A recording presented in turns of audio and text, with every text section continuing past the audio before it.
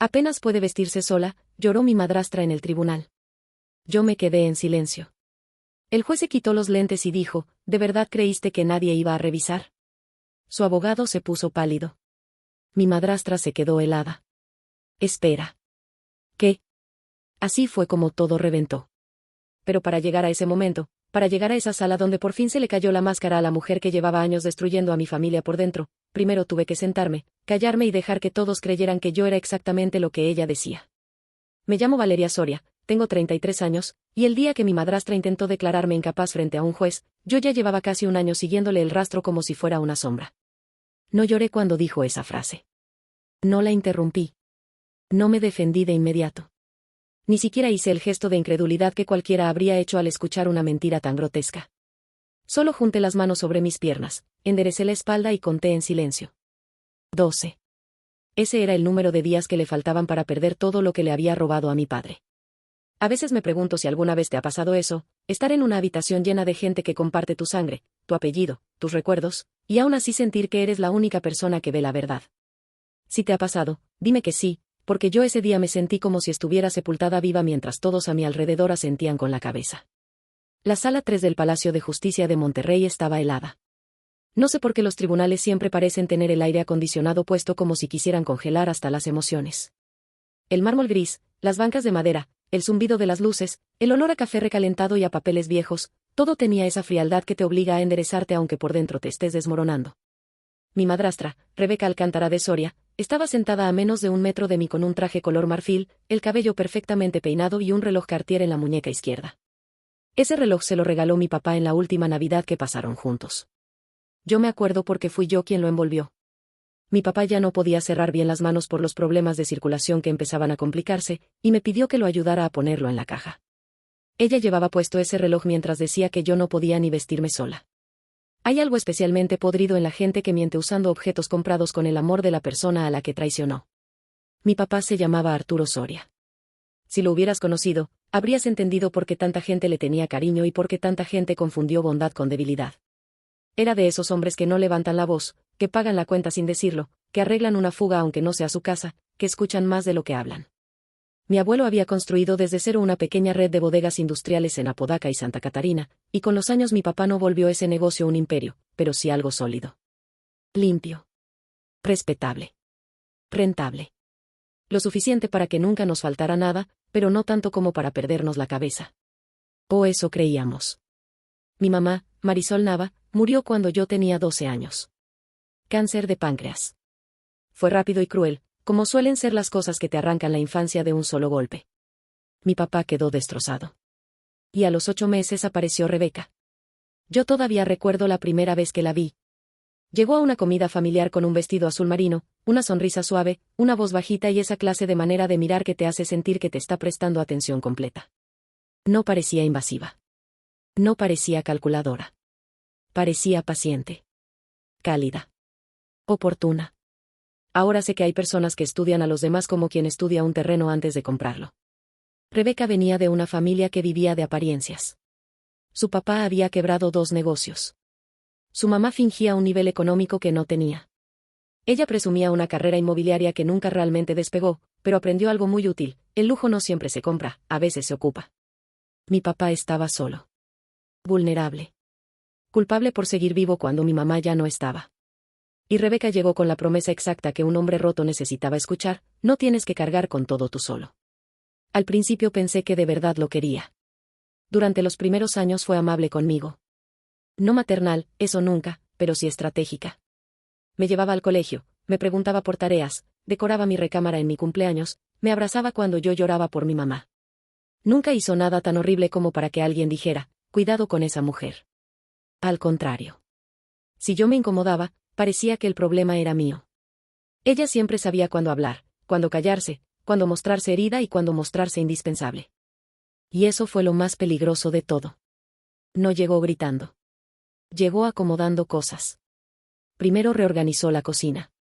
Luego las cuentas de la casa. Después las amistades de mi papá. Poco a poco empezó a decidir qué cenas familiares y cuáles no, qué llamadas devolver, a quién invitar, a quién dejar de ver porque solo lo alteraba. Al principio parecían detalles. Después ya no. Mi tío Esteban, el hermano mayor de mi papá, dejó de venir porque según Rebeca, siempre llegaba a discutir de negocios. 2 amigos de universidad desaparecieron de la rutina porque eran una mala influencia. Hasta la madrina de bautizo de mi mamá dejó de ser bienvenida porque, según Rebeca, vivir anclados al pasado no nos dejaba sanar. Qué frase tan elegante para aislar a alguien. Mi papá no se dio cuenta. O no quiso darse cuenta. Yo sí. Pero tenía 12 años, luego 13, luego 14, y cuando uno es adolescente en una casa donde el adulto manipulador sonríe más bonito que tú, nadie escucha tus intuiciones. Si yo decía que no me gustaba Rebeca, era una niña resentida. Si me molestaba que tomara decisiones por todos, era una exagerada. Si decía que algo no me daba buena espina, me respondían que seguía dolida por la muerte de mi mamá. Y sí, estaba dolida. Pero no estaba ciega. Cuando cumplí 18 me fui a estudiar contabilidad y finanzas. Me fui más lejos emocionalmente de lo que me fui geográficamente. Seguía yendo a la casa, seguía viendo a mi papá, seguía participando en Navidad, cumpleaños, comidas, pero ya con esa distancia que tienen las hijas que aprendieron a sobrevivir sin pelear cada batalla. Rebeca y yo llegamos a una especie de paz fría. Sonrisas corteses. Comentarios medidos. Ninguna de las dos se tragaba a la otra, pero ambas entendíamos el juego. Luego la vida hizo lo que hace a veces, fingir que todo sigue y, de pronto, jalarte el piso. Mi papá tuvo un primer infarto leve a los 62 años. Después vinieron los tratamientos, las dietas, los cuidados, los sustos. Parecía mejorar. Luego recaía. Mejoraba otra vez. Y en cada etapa, Rebeca se fue metiendo más y más en los asuntos financieros de la familia con la excusa perfecta: Arturo no puede estresarse. En ese entonces yo ya trabajaba. Oficialmente, era auditora en una firma de consultoría financiera de Monterrey. Lo que casi nadie sabía, porque yo jamás lo presumía en reuniones familiares, era que mi área real era auditoría forense. Fraudes internos. Desvíos. Triangulación de cuentas. Alteración de firmas. Empresas pantalla. Lavado hormiga. Es decir, yo me dedicaba, literalmente, a encontrar el dinero que alguien trataba de esconder. Y Rebeca jamás me tomó en serio. Ese fue su error más caro. Para ella yo seguía siendo la hija reservada. La que no gritaba. La que no armaba escándalos. La que iba a trabajar, regresaba, sonreía lo mínimo indispensable y se iba temprano de las comidas familiares. Una mujer aburrida, pensó. Una hija fácil de borrar, pensó. Una estorbosa silenciosa, pensó. No sabía que el silencio también puede ser un arma. Mi papá murió un martes a las 6:41 de la mañana. Lo sé porque yo estaba ahí. Estaba sosteniendo su mano cuando el monitor cambió su sonido y el cuerpo médico entró con esa prisa inútil que ya no salva a nadie, solo retrasa la aceptación. Mi papá ya llevaba 2 días en terapia intensiva.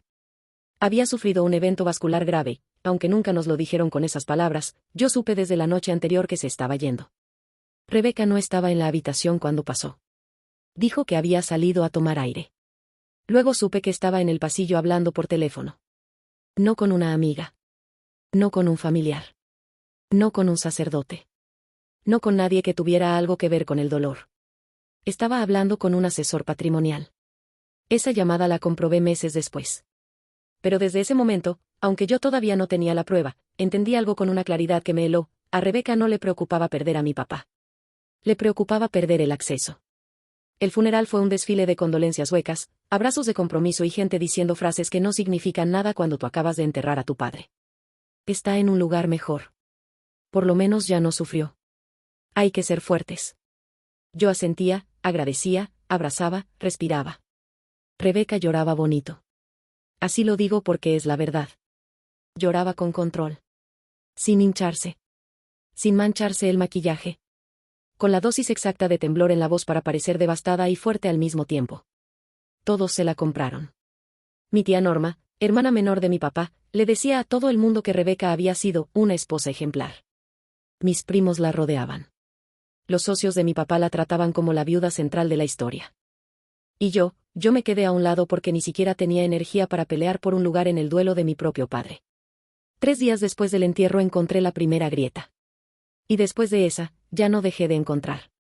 Lo que descubrí en la semana siguiente cambió no solo mi vida, sino la manera en que volví a entender cada Navidad, cada comida, cada sonrisa forzada y cada abrazo de esa mujer durante 18 años. Primero descubrí que mi papá había actualizado su testamento 1 año y medio antes de morir. Segundo, descubrí que Rebeca lo sabía. Y tercero, descubrí algo que hizo que dejara de verla como una madrastra ambiciosa, para empezar a verla como lo que realmente era. Una mujer que llevaba meses saqueando en silencio lo que no le pertenecía. Ese fue el día en que dejé de ser solo una hija en duelo. Y me convertí en el peor tipo de enemiga que Rebeca pudo haber elegido. Porque yo no iba a gritar. Iba a probarlo.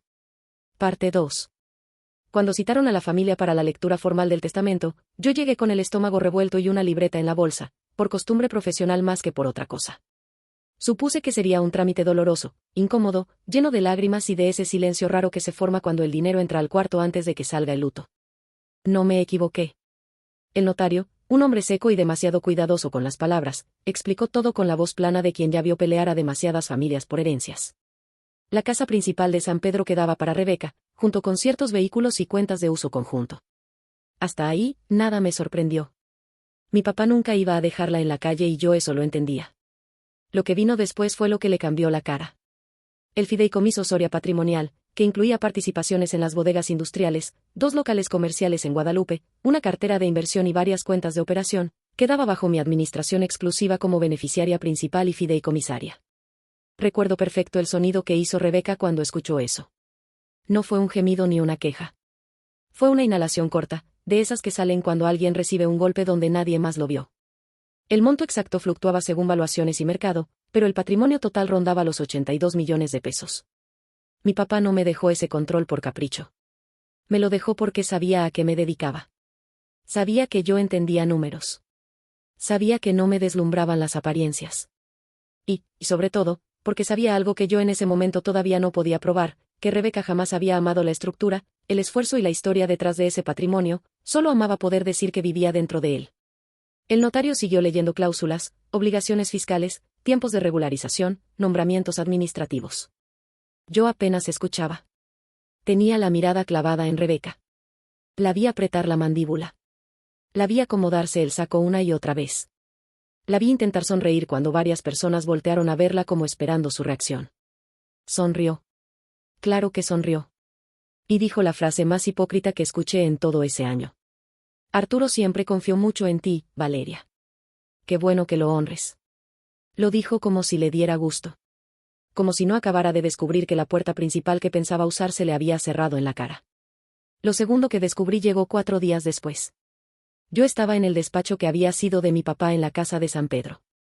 Rebeca dijo que podía pasar por algunos recuerdos personales, y yo aproveché para revisar documentos porque algo no me cuadraba. No era nada concreto todavía, solo esa sensación que se te pega en el pecho cuando llevas demasiados años observando a alguien que siempre actúa medio segundo antes de lo que debería. La oficina seguía oliendo a él, café, loción y papel. Ese olor me rompió más que el funeral. Porque el funeral ya es teatro social. Una oficina vacía si te dice la verdad. Encontré el folder del testamento en el cajón inferior, donde mi papá siempre guardaba lo importante. No me sorprendió. Sí me sorprendió ver que uno de los sobres había sido abierto y vuelto a cerrar con una precisión torpe. Muy leve, casi invisible. Pero yo trabajo observando detalles que otros pasan de largo. Cuando abrí el sobre, faltaba una copia de un borrador. El borrador donde mi papá había hecho anotaciones a mano durante la actualización patrimonial. Yo sabía que había existido porque una vez, meses atrás, él mismo me comentó por teléfono que estaba poniendo en orden unas cosas, y que por fin había tomado decisiones que había postergado demasiado. Ese papel no estaba. No podía probar quién lo había sacado, pero sí podía inferir algo obvio, alguien más lo había leído antes que yo. Esa misma semana confirmé lo tercero. Accedí a la cuenta operativa del fideicomiso para empezar el proceso de revisión formal. Esperaba encontrar movimientos normales, pagos de mantenimiento, nómina, impuestos, proveedores, servicios. Lo normal en una estructura patrimonial con propiedades arrendadas. Y sí, eso estaba. Pero mezclado con eso encontré otra cosa. Transferencias pequeñas al principio. Luego medianas. Luego más frecuentes. 120,000 pesos. 85,000. 200,000. 150. 98. Todas enviadas a cuentas empresariales con nombres vagamente elegantes. Demasiado elegantes, diría yo. Ese tipo de nombres que la gente usa cuando quiere parecer seria sin decir nada. Luna Azul Inmuebles. Horizonte Golf Consultoría. Legado Norte Gestión. No activaban una alerta automática porque no eran retiros escandalosos. No eran movimientos de película. Eran montos hormiga. Lo suficiente para vivir bien, pagar lujos y sacar ventaja. Pero no lo bastante grotescos como para que un sistema dormido o un contador negligente se espantara de inmediato. Lo revisé una vez. Luego otra. Después abrí un archivo nuevo, conecté otra pantalla, me serví café y me puse a trabajar como si ya no fuera la hija del dueño muerto, sino la auditora que entra a una empresa donde alguien cree que hizo un fraude limpio. No era limpio. Nunca lo es. Solo hay fraudes mejor maquillados que otros. En 2 noches pude establecer una primera cifra. Para cuando mi papá murió, habían salido del fideicomiso 6.480.000 pesos en 19 meses. 6.480.000. Leí esa cantidad 10 veces. No porque dudara del dato, sino porque estaba dejando que la rabia se acomodara en mí de una manera útil. La mayoría de la gente, al ver eso, habría hecho lo obvio. Yo también quise hacerlo. Quise ir directo con Rebeca, aventarle los estados de cuenta a la cara y preguntarle si de verdad pensó que nadie iba a darse cuenta. Quise llamar a mi tía Norma. A mis primos. Al notario. A cada socio. Quise gritar en el grupo familiar. Quise tirar platos. Quise exhibirla. Y justo por eso no hice nada. Porque la rabia inmediata era exactamente lo que ella necesitaba. Lo entendí en ese momento con una precisión tan fría que todavía me asusta recordarla. Si yo explotaba, Rebeca iba a hacer lo que mejor sabía hacer, girar la historia. No iba a defenderse del robo, iba a atacar mi credibilidad. Iba a decir que yo estaba alterada por el duelo. Que me estaba obsesionando. Que estaba confundiendo movimientos financieros que no entendía. Que estaba viendo fantasmas. Y como llevaba años construyendo esa imagen de mujer paciente, servicial y sacrificada, la mayoría le iba a creer. Así funcionan personas como ella. Primero te quitan algo. Luego te provocan para que reacciones. Y cuando reaccionas, usan tu dolor como prueba de que el problema eres tú. Ese es el verdadero robo. No solo te quitan dinero, casa o herencia. Te intentan quitar la voz. Yo no iba a regalársela. Así que hice algo que a cualquiera le habría parecido raro, incluso cobarde. Me volví tranquila. Más tranquila de lo normal. Seguí yendo a la casa cuando me invitaban. Acepté café. Sonreí en cumpleaños. Contesté mensajes con educación. Dejé que Rebeca me tomara del brazo y me dijera, delante de todos. Tu papá estaría feliz de vernos unidas. Qué ganas me daban de apartarle la mano. Pero no lo hice. Porque mientras ella se sentía segura, cometía errores. Y la gente segura se confía. Me cambié del departamento que rentaba en Valle Oriente y me fui a un estudio mucho más pequeño en Mitra Centro. No porque no pudiera pagar algo mejor, sino porque necesitaba desaparecer un poco. Bajar el ruido. Cortar gastos. Tener un lugar donde trabajar sin ojos encima. Estaba en un segundo piso, tenía una cocina mínima, una ventana que daba a una avenida ruidosa y un escritorio plegable que apenas soportaba mis 2 monitores. Ahí pasé meses enteros cenando de pie, durmiendo poco y armando en silencio el expediente que iba a enterrarla. Nadie supo eso. Para la familia yo era la hija retraída que estaba llevando el duelo de forma rara. Qué conveniente me resultó que pensaran eso. Mientras tanto, empecé a observar los cambios en la conducta de Rebeca. Más bolsas caras. Más citas, con amigas. Más escapadas de fin de semana. Un nuevo gusto por restaurantes donde antes jamás paraba. Un humor demasiado relajado para una mujer que, según su propia actuación, estaba devastada por la muerte del amor de su vida. Y luego ocurrió algo que me confirmó que no solo estaba robando. Ya estaba planeando la siguiente fase. Una tarde mi tía Norma me llamó para ver cómo seguía. Los familiares nunca avisan cuando van a tantear terreno, usan la voz dulce. Después de 3 minutos de conversación vacía, soltó la frase. Mija, no te vayas a tomar a mal lo que te digo, pero Rebeca anda bien preocupada por ti. Dice que no estás comiendo, que a veces te desconectas y que se te va la onda. No respondí. Ella siguió. Mira, yo sé que has vivido mucho, pero si necesitas ayuda, terapia, un doctor, algo, no tiene nada de malo. Ahí estaba. La primera piedra. No era una acusación frontal. Era un ensayo. Una prueba social. Rebeca ya estaba sembrando la idea de que yo no estaba bien. No porque la necesitara todavía, sino porque cuando llegara el momento formal, quería que el terreno ya estuviera preparado. Yo le respondí a mi tía con toda la calma que pude reunir. Estoy cansada, tía. Nada más. Es que Rebeca me dijo. Sí, ya entendí lo que te dijo. Hubo un silencio incómodo. Y en ese silencio confirmé lo que necesitaba saber, no bastaba comprobar el robo. Tenía que dejar que ella se comprometiera con su mentira al grado de convertirla en delito. Eso significaba paciencia. Meses de paciencia. No es romántica, la paciencia. No se ve fuerte desde afuera. Desde afuera parece pasividad. Parece miedo. Parece resignación. Pero a veces la paciencia es la forma más cara de violencia elegante. Yo la ejercí como si fuera disciplina militar.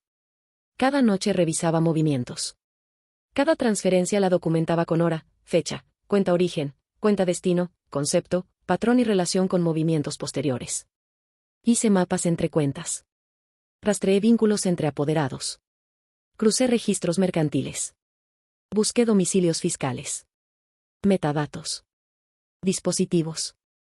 Horarios de conexión. Errores de dedo. Cualquier cosa. Y mientras yo hacía eso, Rebeca seguía armando su historia. No sabía que la estaba dejando hacerlo a propósito. No sabía que mientras más hablara, más iba a hundirse. Ni siquiera imaginaba que la hija a la que llevaba meses pintando como inestable estaba construyendo, página por página, la carpeta que iba a hacer que un juez se quitara los lentes y la mirara como se mira a alguien que acaba de usar un tribunal para cometer una infamia. Pero todavía faltaba lo peor. Porque el dinero robado era solo la primera capa. Debajo de esa capa había una traición mucho más sucia. Y cuando la descubrí, entendí que Rebeca no quería sobrevivir después de la muerte de mi papá. Quería borrar por completo que yo existía. Parte 3. Hay momentos en los que una investigación deja de ser un trabajo y se vuelve algo personal de una manera casi física. Como si el cuerpo entendiera antes que la mente que lo que estás mirando no es solo una hoja de cálculo, sino la radiografía de una traición.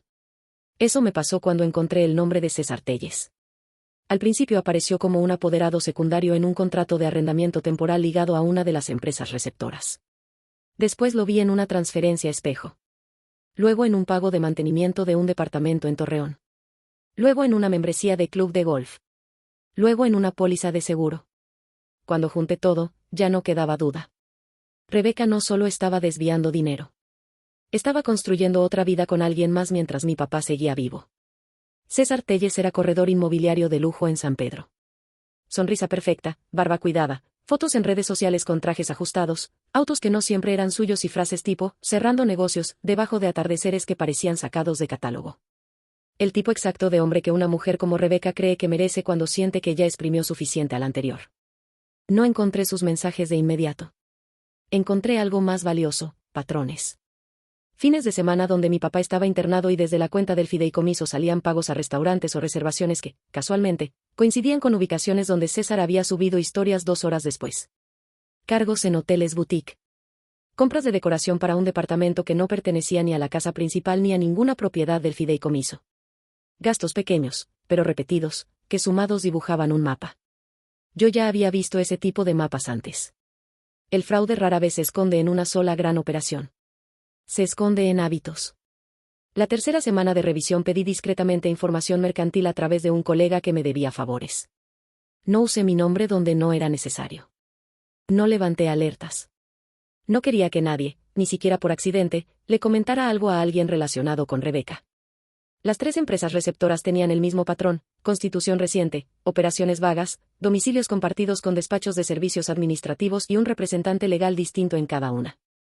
Pero cuando seguías el rastro hasta el beneficiario final, aparecían conexiones personales demasiado convenientes. Una dirección de correo usada para el registro del Legado Norte Gestión había sido vinculada a una compra en línea hecha con la tarjeta personal de Rebeca. El número alterno de contacto de Horizonte Golf Consultoría coincidía con un teléfono que ella usó meses antes para reservar un spa. Y la firma electrónica asociada a Luna Azul Inmuebles había sido validada desde una dirección IP conectada a la red de la Casa de San Pedro. No era una sospecha. Era una ruta. Y yo sabía recorrerla. Trabajaba hasta las 2 o 3 de la mañana con la luz de la cocina prendida y el resto del estudio en penumbra. Mi vecina de abajo a veces ponía música norteña a volumen ridículo y yo, en lugar de molestarme, terminaba agradeciéndolo porque el ruido me recordaba que había un mundo allá afuera donde la gente seguía con su vida sin saber que yo estaba armando una trampa quirúrgica para la mujer que había dormido 18 años junto a mi padre. Hubo noches en que me quebré. No muchas. Pero sí hubo. Una madrugada encontré una serie de pagos para un viaje a Valle de Bravo fechado apenas 5 semanas antes del último internamiento serio de mi papá. Yo me acordaba perfecto de esos días. Rebeca le dijo a la familia que estaba tan agotada cuidando lo que necesitaba, descansar la mente, una noche. Lo dejó con enfermera privada, conmigo y con un primo. Lloró incluso al salir del hospital, como si le partiera el alma separarse de él por unas horas. Esas unas horas fueron 2 noches con César. Cuando confirmé eso, vomité. No es una manera literaria de decirlo. Literalmente vomité en el fregadero del estudio. Porque una cosa es sospechar que alguien te robó y otra muy distinta es ver, con fecha, hora y cargo bancario, que mientras tu padre peleaba por respirar, su esposa estaba usando dinero de su patrimonio para irse a acostar con otro hombre. Ahí fue donde tuve que recordarme algo importante. Si me dejaba arrastrar por la indignación, perdía. Yo no estaba armando una historia para contar en una sobremesa. Estaba armando un caso. Y un caso no se gana con frases fuertes. Se gana con orden. Así que respiré, lavé el fregadero, regresé a la mesa y seguí. Poco después apareció el doctor Esteban Cáceres. Psicólogo clínico, al menos en papel. Hombre de 60 y tantos, consultorio elegante, presencia amable, reputación suficientemente limpia para que su nombre no levantara sospechas inmediatas. El vínculo con Rebeca no estaba a simple vista. Pero el vínculo con César sí. Los dos pertenecían al mismo club deportivo. Habían coincidido en torneos benéficos. Salían juntos en fotografías grupales de una fundación local. Y cuando uno de mis contactos revisó discretamente cierta base de datos administrativa, apareció un dato todavía mejor: el consultorio del Dr. Cáceres había recibido depósitos desde una de las cuentas que estaban conectadas indirectamente a Horizonte Golf Consultoría. No muy altos. Pero frecuentes. Suficientes para no ser casualidad. En ese momento todavía no sabía para qué lo necesitaban. Imaginé que era asesoría o blanqueo social. Me faltaba una pieza. La pieza me llegó sola, como suelen llegar los errores de la gente que se siente intocable. Una tarde, Rebeca me invitó a comer a un restaurante en San Agustín. Yo acepté porque sabía que cuando un manipulador te busca en privado es porque quiere medir cuánto sabes. Llegó perfumada, impecable, sonriendo con esa falsa dulzura de siempre. Ordenó ensalada como si fuera una mujer liviana, frágil, incapaz de hacer daño. Durante 15 minutos habló de tonterías. Que si una conocida se divorció. Que si la casa estaba muy sola. Que si mi papá habría querido vernos unidas. Que si yo debía cuidarme mucho emocionalmente. Luego me miró con ojos de preocupación ensayada y soltó: a veces me asustas, vale. No reaccioné. Porque te me quedas viendo y siento que no estás aquí. Como oída. Como desconectada. Y luego me dices cosas que ya hablamos. Me preocupa que estés cargando mucho. Ahí estaba. La construcción. Yo levanté el vaso de agua y le di un sorbo antes de responder. Estoy cansada. Nada más. No pasa nada si pides ayuda, insistió. Tu papá habría querido que te acompañara con alguien. Un especialista, una evaluación, algo para que te quedes tranquila. Un especialista. Una evaluación. Claro. Sonreí apenas. Estoy bien, Rebeca. Ella hizo el gesto de la mujer herida que solo quería ayudar. Yo solo no quiero que algo te pase y luego sea demasiado tarde. Esa frase me acompañó toda la noche. No por el tono. Por la estructura. Ya no estaba sembrando solo chismes familiares. Estaba empezando a construir una narrativa médica. Y si Rebeca estaba construyendo una narrativa médica, entonces necesitaba un profesional dispuesto a avalarla. El doctor Cáceres dejó de ser una pieza periférica. Se volvió central. 2 semanas después recibí un correo del despacho que llevaba la parte administrativa del fideicomiso. Me solicitaban una reunión para aclaraciones sobre la capacidad de representación presente y futura. Esa frase, tan legalmente educada, me hizo reír sola. No porque fuera graciosa. Porque ya podía ver el siguiente movimiento venir desde lejos.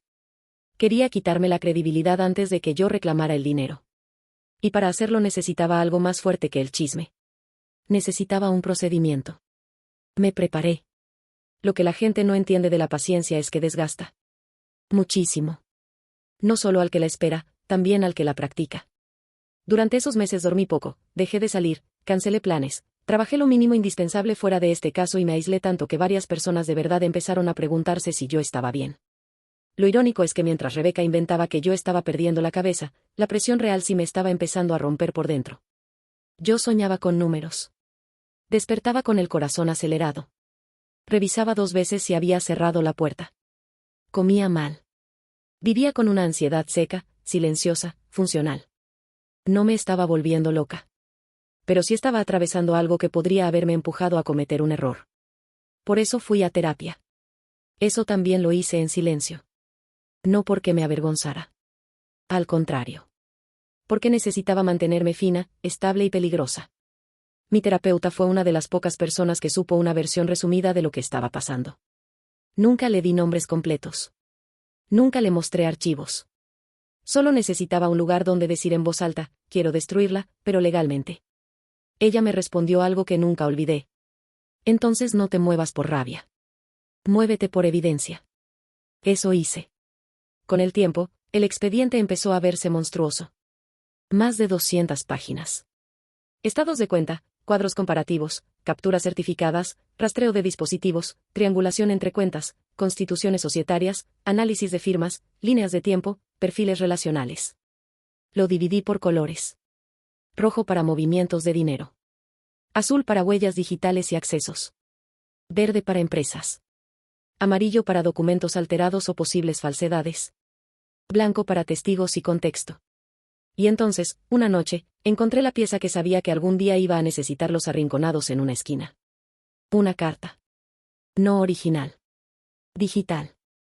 Era una copia enviada como anexo dentro de un correo reenviado entre un auxiliar jurídico y alguien del despacho de Gabriel Lomelí, el abogado de Rebeca.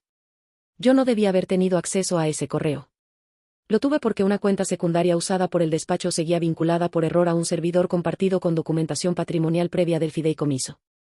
Y porque, además de paciente, yo también soy obsesiva cuando un patrón me huele mal. La carta supuestamente estaba firmada por mi papá.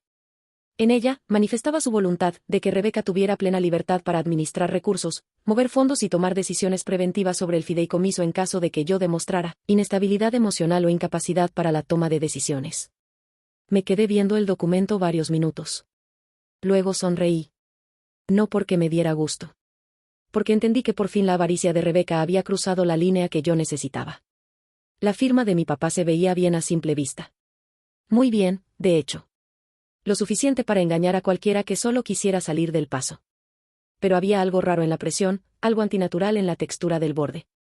Una pequeña falta de vida que solo notas cuando llevas años viendo firmas auténticas y firmas copiadas. Pedí un peritaje de manera discreta. Tardó días que se sintieron eternos.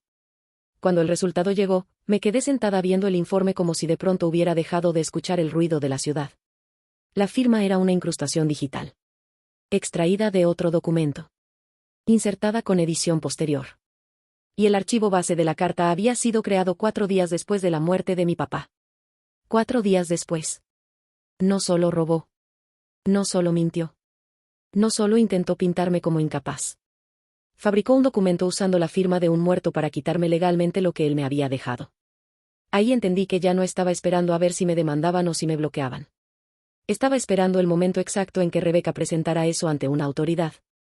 Porque en cuanto lo hiciera, dejaría de ser solo una traición familiar. Se convertiría en una falsedad formal. Y entonces sí, con todo el peso del expediente encima, yo iba a mirar cómo la mujer que pasó años llamándome exagerada se quedaba sin voz en la misma sala donde pensó enterrarme. No tardó mucho. 3 semanas después me notificaron oficialmente que Rebeca había promovido un procedimiento urgente para cuestionar mi capacidad legal y pedir la administración provisional del fideicomiso. Acompañaba su solicitud con un informe psicológico del doctor Esteban Cáceres.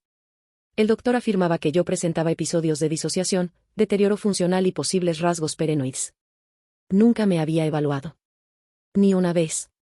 Ni en persona. Ni por videollamada. Ni por teléfono. Nada. Bastó con que Rebeca hablara. Y él firmó. Ese fue el momento exacto en que dejé de sentir rabia. Y empecé a sentir algo mucho más útil. Precisión. Porque ya no se trataba de resistir. Ya se trataba de esperar a que ellos mismos se pararan frente a un juez, bajo juramento, y defendieran con la frente en alto la mentira que yo llevaba meses desmontando pieza por pieza. Y cuando por fin llegó la fecha de audiencia, yo ya no era la hija sola que había enterrado a su padre. Yo era la mujer que iba a sentarse, escuchar cada infamia completa y luego abrir una carpeta capaz de convertir el teatro de Rebeca en el inicio de su ruina. Parte 4. La mañana de la audiencia amaneció gris, con ese cielo opaco de Monterrey que parece aplastarte desde antes de salir de casa. Me desperté antes de que sonara la alarma. Ni siquiera había dormido bien. Tenía el cuerpo cansado, pero la mente encendida como si llevara corriente. Me hice café negro. No desayuné. Abrí la carpeta una vez más aunque ya me sabía de memoria cada pestaña. Releí la secuencia de apertura. Verifiqué que los anexos estuvieran en orden. Metí una memoria USB, 2 copias certificadas y una libreta pequeña donde había apuntado solo 4 frases. 4. No porque no tuviera más que decir, sino porque sabía que en una sala así gana quien dice menos y demuestra más. Me vestí con un traje azul oscuro y blusa blanca. Nada llamativo. Nada frágil. Nada que pudiera prestarse a una lectura emocional. Me hice una coleta baja, maquillaje mínimo y me miré al espejo solo un segundo. No me reconocí del todo. Los meses de desgaste se notaban. Tenía la cara más afilada, ojeras suaves y esa expresión que se le queda a la gente cuando lleva demasiado tiempo en alerta. Pero también había algo nuevo. Algo firme. No era valentía, exactamente. Era decisión. Tomé la carpeta. Y salí. El trayecto al tribunal me pareció más corto de lo que fue. El tráfico, los semáforos, la gente yendo a trabajar, los vendedores en los cruceros, todo se veía raro, como si yo estuviera dentro de una pecera mientras el resto del mundo seguía a velocidad normal. Pensé en mi papá todo el camino. En cómo habría odiado verme ahí. En cómo probablemente habría querido evitarlo, arreglarlo por fuera, protegerme del escándalo. Y también pensé, por primera vez sin culpa, que proteger a alguien a veces es precisamente lo que permite que el depredador siga actuando. Yo ya no iba a proteger a nadie. Ni a Rebeca. Ni a la familia de la vergüenza. Ni a los que prefirieron creerle porque era más cómodo. Cuando llegué, ya había gente esperando. La vi antes de que me viera. Rebeca estaba de pie junto a su abogado, Gabriel Lomelí, con una mano sobre el bolso y la otra sosteniendo un pañuelo impecablemente doblado. A 2 metros de ellos estaba mi tía Norma con mis primas, y más atrás un par de socios viejos de mi papá que, supongo, asistieron por morbo o por lealtad malentendida. Incluso había una mujer que reconocí como amiga de Rebeca del club social. Ni siquiera era familia. Solo estaba ahí para ocupar espacio y validar con su presencia la imagen de pobre esposa luchando por la hija descompuesta. Así operan estas personas. Nunca llegan solas. Necesitan audiencia. Norma me vio y enseguida bajó la mirada. Eso me dolió más que cualquier otra cosa esa mañana. Porque una parte de mí, todavía ingenua, esperaba que alguien de mi sangre se acercara a preguntarme si estaba bien. Nadie lo hizo. Rebeca sí se acercó. Por supuesto que sí. La reina del teatro jamás desaprovecha un escenario. Vale, me dijo, tocándome el brazo con suavidad. De verdad te juro que no quería llegar a esto. Solo quiero ayudarte. La miré directo a los ojos.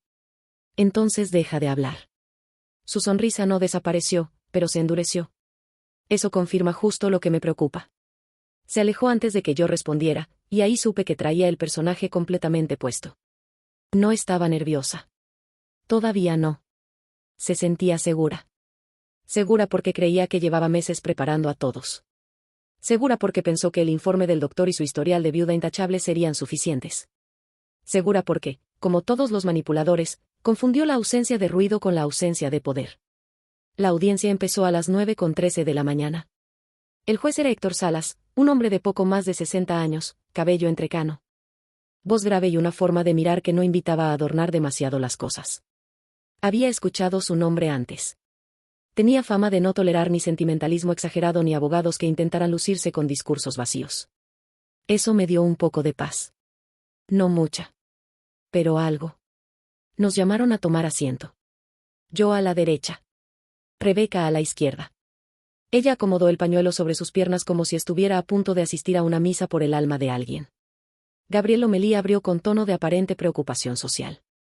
Dijo que la solicitud no tenía fines punitivos, sino preventivos. Que la señora Rebeca Alcántara de Soria solo buscaba preservar el patrimonio familiar ante la preocupante incapacidad funcional de la suscrita. Que había señales de deterioro. Que existía riesgo de decisiones erráticas. Que el bienestar financiero de todos los involucrados exigía una medida provisional. Yo no me moví. Luego habló el doctor Esteban Cáceres. No estuvo presente físicamente, enviaron su informe y una declaración previa ratificada por comparecencia remota. Eso casi me dio risa. Ni siquiera tuvo el valor de venir a mirar a la cara a la mujer sobre la que estaba firmando una supuesta evaluación. Su informe era una mezcla de tecnicismos bonitos y cobardía. Hablaba de conductas sugestivas de fragmentación afectiva, disminución en habilidades instrumentales, pensamiento persecutorio, y afectación potencial en la capacidad de administración patrimonial. Todo basado en referencias indirectas, supuestas observaciones familiares y un historial que, según él, indicaba una regresión funcional posterior al duelo. Una basura envuelta en lenguaje clínico. Rebeca tomó la palabra cuando el juez se la concedió. Ahí fue donde soltó la escena principal. Señoría, dijo, y su voz ya venía quebrada desde la primera sílaba, yo sé que esto es durísimo. Créame que daría lo que fuera por no estar sentada aquí. Arturo me pidió que cuidara de Valeria y eso he intentado hacer desde que era una niña. Pero ya no puedo quedarme callada. Ella no está bien. Se llevó el pañuelo a los ojos. No lloraba mucho. Lloraba lo suficiente. A veces se le olvida comer. Deja mensajes a medias. Se queda viendo la nada. Me ha llamado en la madrugada confundida. Ha descuidado cosas importantes. Ya ni siquiera, hizo una pausa perfecta, de actriz ensayada, ya ni siquiera puede vestirse sola algunos días si nadie le insiste. Hubo un murmullo mínimo en la parte de atrás. No volteé. No porque no me importara. Porque sabía exactamente lo que habría visto, gente creyendo. Rebeca siguió. Yo no quiero quitarle nada. Al contrario. Quiero proteger lo que Arturo construyó. Pero desaparecieron más de 6 millones de pesos de cuentas vinculadas al fideicomiso. Y si ella no está en condiciones de entenderlo, alguien tiene que intervenir. Gabriel Lomelí entregó entonces una carpeta con estados de cuentas seleccionados. Yo sabía cuáles. Los mismos movimientos que ella había hecho y que ahora pretendía usar para demostrar que yo era incapaz de administrar el patrimonio.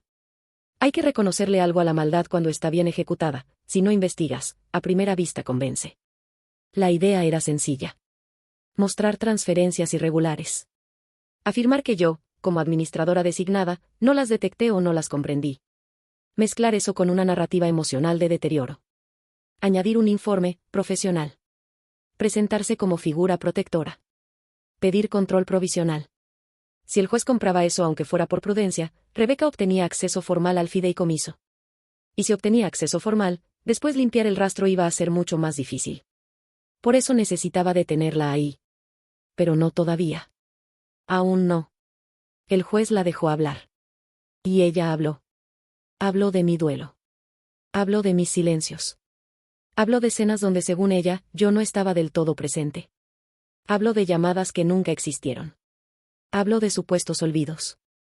Habló de cosas íntimas que solo una persona mezquina usaría como prueba de incapacidad. Dijo que una vez me encontró llorando en el baño y que eso le había partido el alma. Dijo que yo no podía con el peso de lo que mi papá me dejó. Dijo que la carga era demasiada para mí. Dijo que me estaba desmoronando. ¿Qué habilidad tienen algunos monstruos para disfrazar el control de compasión? El juez escuchaba y tomaba notas.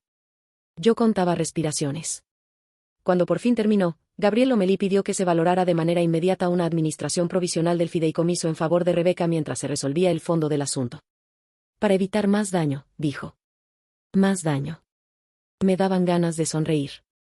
Porque el verdadero daño estaba sentado del otro lado, con maquillaje impecable y reloj Cartier. Entonces el juez Héctor Salas me miró por encima de sus lentes y dijo: Señora Valeria Soria, son señalamientos graves. Su madrastra afirma que usted no se encuentra en condiciones de administrar ni sus asuntos personales ni el patrimonio del fideicomiso. ¿Qué tiene que decir? La sala se quedó tan callada que pude oír a alguien mover un pie al fondo. Rebeca se inclinó apenas hacia adelante. Gabriel destapó su pluma. Mi tía Norma contuvo la respiración. Todos esperaban algo de mí. Lágrimas.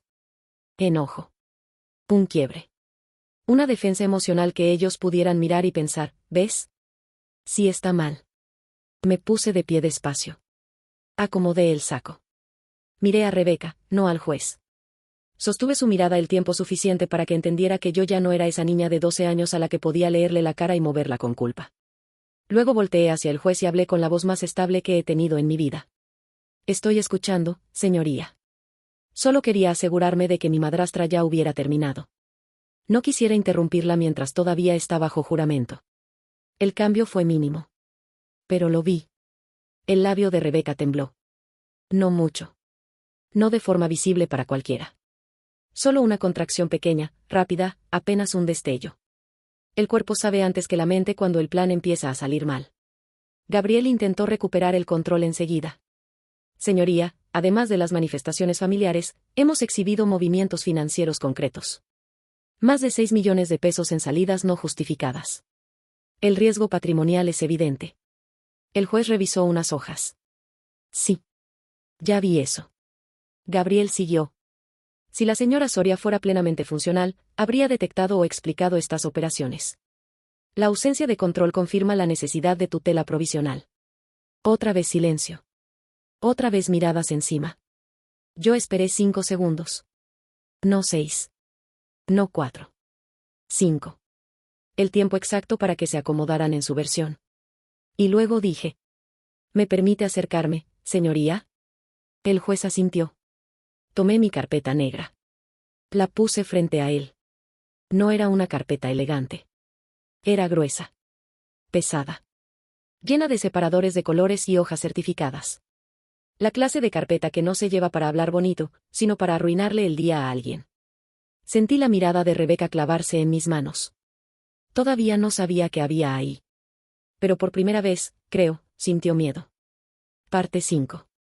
Puse la carpeta sobre el escritorio del juez Héctor Salas y abrí la primera pestaña con la calma de alguien que ya había vivido ese momento tantas veces en su cabeza que ahora solo estaba ejecutando. No perdí de vista esos 6.480.000 pesos, señoría, dije. Seguí cada peso. Sé cuándo salió, a dónde llegó, quién autorizó el acceso y qué ocurrió después. Gabriel Lomelí se enderezó en seco. Rebeca dejó de respirar un segundo. Yo giré la primera hoja. Lo que la promovente presentó como prueba de mi incapacidad es, en realidad, la huella financiera de un desvío deliberado. No levanté la voz. No la necesitaba. En esta sección están las 19 transferencias principales realizadas desde la cuenta operativa del Fideicomiso Soria Patrimonial hacia 3 entidades, Luna Azul Inmuebles, Horizonte Golf Consultoría y Legado Norte Gestión. Aquí están las fechas, los montos, las cuentas receptoras, los horarios de instrucción y los accesos utilizados. El juez empezó a ojear. Yo seguí. Las 3 sociedades comparten patrones operativos, vínculos administrativos y beneficiarios reales conectados entre sí. En esta pestaña verde están sus constituciones, sus domicilios fiscales y los cruces de representación. Gabriel se puso de pie. Objeción, señoría.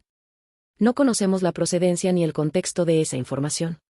La contraparte está tratando de convertir esta audiencia en una audiencia útil, lo interrumpió el juez sin alzar la voz. Siéntese. Hubo una tensión rarísima en la sala.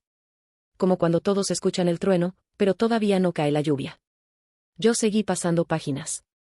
La primera empresa, Luna Azul Inmuebles, fue constituida 8 meses antes del fallecimiento de mi padre. Su actividad reportada es administración patrimonial. Sin embargo, no tiene nómina, no tiene historial comercial verificable y comparte correo de contacto con una compra personal hecha con la tarjeta de la señora Rebeca Alcántara. Volteé a verla apenas. Ella estaba inmóvil. Solo las manos la delataban. Tenía los dedos apretados uno contra otro debajo de la mesa. La segunda, Horizonte Golf Consultoría, registra como teléfono alterno uno vinculado a reservaciones personales realizadas por la misma señora. La tercera, Legado Norte Gestión, recibió el mayor volumen de transferencias y desde ahí se hicieron pagos triangulados a una cuenta de inversión conjunta. Gabriel volvió a intervenir. Señoría, esto es especulativo. La señora está construyendo inferencias sin acreditar. No son inferencias, dije, y saqué la hoja siguiente. En esta página está el análisis de vinculación digital. Los accesos a las transferencias salieron, en 13 ocasiones, desde la red de la casa ubicada en San Pedro que hoy ocupa Rebeca Alcántara. En 4 ocasiones salieron desde un dispositivo móvil registrado a nombre de una línea que ella usa. Y en 2 más desde una red privada conectada a un departamento en Torreón. El juez levantó la vista. ¿Torreón? Sí, señoría. Hice una pausa corta. La suficiente para que Rebeca supiera exactamente por dónde iba. Un departamento usado por César Telles. Esa fue la primera vez que el nombre cayó dentro de la sala. Mi tía Norma soltó un «¿qué?» casi inaudible. La amiga de Rebeca al fondo abrió mucho los ojos. Gabriel giró hacia su clienta apenas un segundo. No necesitó más para confirmar que el nombre la había golpeado. ¿Quién es César Telles?, preguntó el juez. Gabriel intentó adelantarse. Señoría, aun suponiendo sin conceder que exista alguna relación irrelevante, eso no cambia el objeto de esta. Es el hombre con el que mi madrastra mantenía una relación paralela mientras mi padre seguía vivo, dije. Y también es uno de los beneficiarios indirectos de los recursos desviados. Ahora sí se hizo silencio total. No ese silencio incómodo que deja un comentario fuera de lugar. No. Ese silencio hueco de la gente que acaba de entender que quizá estuvo del lado equivocado de la historia desde el principio. Rebeca reaccionó por fin. Eso es mentira, dijo, y la dulzura se le quebró por primera vez. Está obsesionada. Esto es exactamente de lo que estamos hablando. Ve conspiraciones en todo. La miré. No. Veo depósitos, contratos, reservaciones, pólizas y arrendamientos. Las conspiraciones las armaste tú. El juez no me regañó por el tono. Eso me dijo mucho. Abrí la sección azul. Aquí están los registros de acceso y las huellas digitales relacionadas con los movimientos. Pero todavía hay algo más importante que el dinero, señoría. Porque el dinero explica la codicia. Lo siguiente explica el plan. Saqué una hoja protegida en mica. Como parte de la solicitud promovida por la señora Alcántara, se anexó una carta atribuida a mi padre, Arturo Soria. En esa carta supuestamente expresa su voluntad de que la señora Rebeca tenga facultades amplias sobre el fideicomiso en caso de que yo no estuviera emocionalmente apta para ejercerlas. Gabriel se puso pálido en ese instante. Lo vi. No gris. No nervioso. Pálido. Como la gente que de pronto reconoce el punto exacto donde se le va a romper el día. Sí, dijo demasiado rápido. Una carta de respaldo personal que da contexto a la preocupación familiar. Absolutamente válida. No, dije, y coloqué otra hoja al frente. No es válida. Es falsa. Rebeca giró hacia Gabriel. Gabriel no la vio. Solicité un análisis pericial de firma y metadatos, continué. El resultado está aquí. La firma de mi padre no fue puesta de manera orgánica sobre ese documento. Fue extraída digitalmente de otro archivo previo e incrustada mediante edición posterior. El juez tomó la hoja. Se quitó los lentes para leer mejor. Yo seguía hablando, porque sabía que si me detenía, el impacto se iba a repartir. Y yo necesitaba que cayera completo, limpio, inevitable. Además, el archivo fuente de esa carta no fue generado en vida de mi padre. Según su metadata de creación, el documento fue producido 4 días después de su fallecimiento. 4 días después, señoría. Cuando mi padre ya estaba enterrado. Mi tía Norma soltó un jadeo. Una de mis primas empezó a llorar en silencio. Gabriel intentó levantar la voz. Eso no prueba autoría. Hay procesos de escaneo, compatibilidades, resguardos documentales. También tengo eso, dije. Saqué la hoja siguiente. La carta fue editada en un equipo que, conforme al rastro técnico recuperado del propio archivo, se identifica con una licencia de software asociada al despacho jurídico de Gabriel Lomelí y Asociados. La cara de Gabriel cambió. Ya no parecía abogado. Parecía hombre atrapado. Rebeca se volvió hacia él. Me dijiste que eso no se podía rastrear, susurró, pero en una sala tan callada el susurro fue casi un grito. Ahí fue donde todo se quebró. No por mi carpeta. No por el peritaje. No por el dinero. Sino porque la confianza entre ellos se rompió frente a todos. 2 personas que habían construido una mentira juntas, descubriendo al mismo tiempo que la otra podía arrastrarla al fondo. Gabriel intentó recomponerse. Señoría, pido que conste que mi clienta no tiene conocimientos técnicos sobre elaboración de archivos y que cualquier irregularidad, de existir, requeriría un análisis independiente. Claro que quiero que se analice, dije. De hecho, eso es todo lo que he querido desde el principio, que revisen.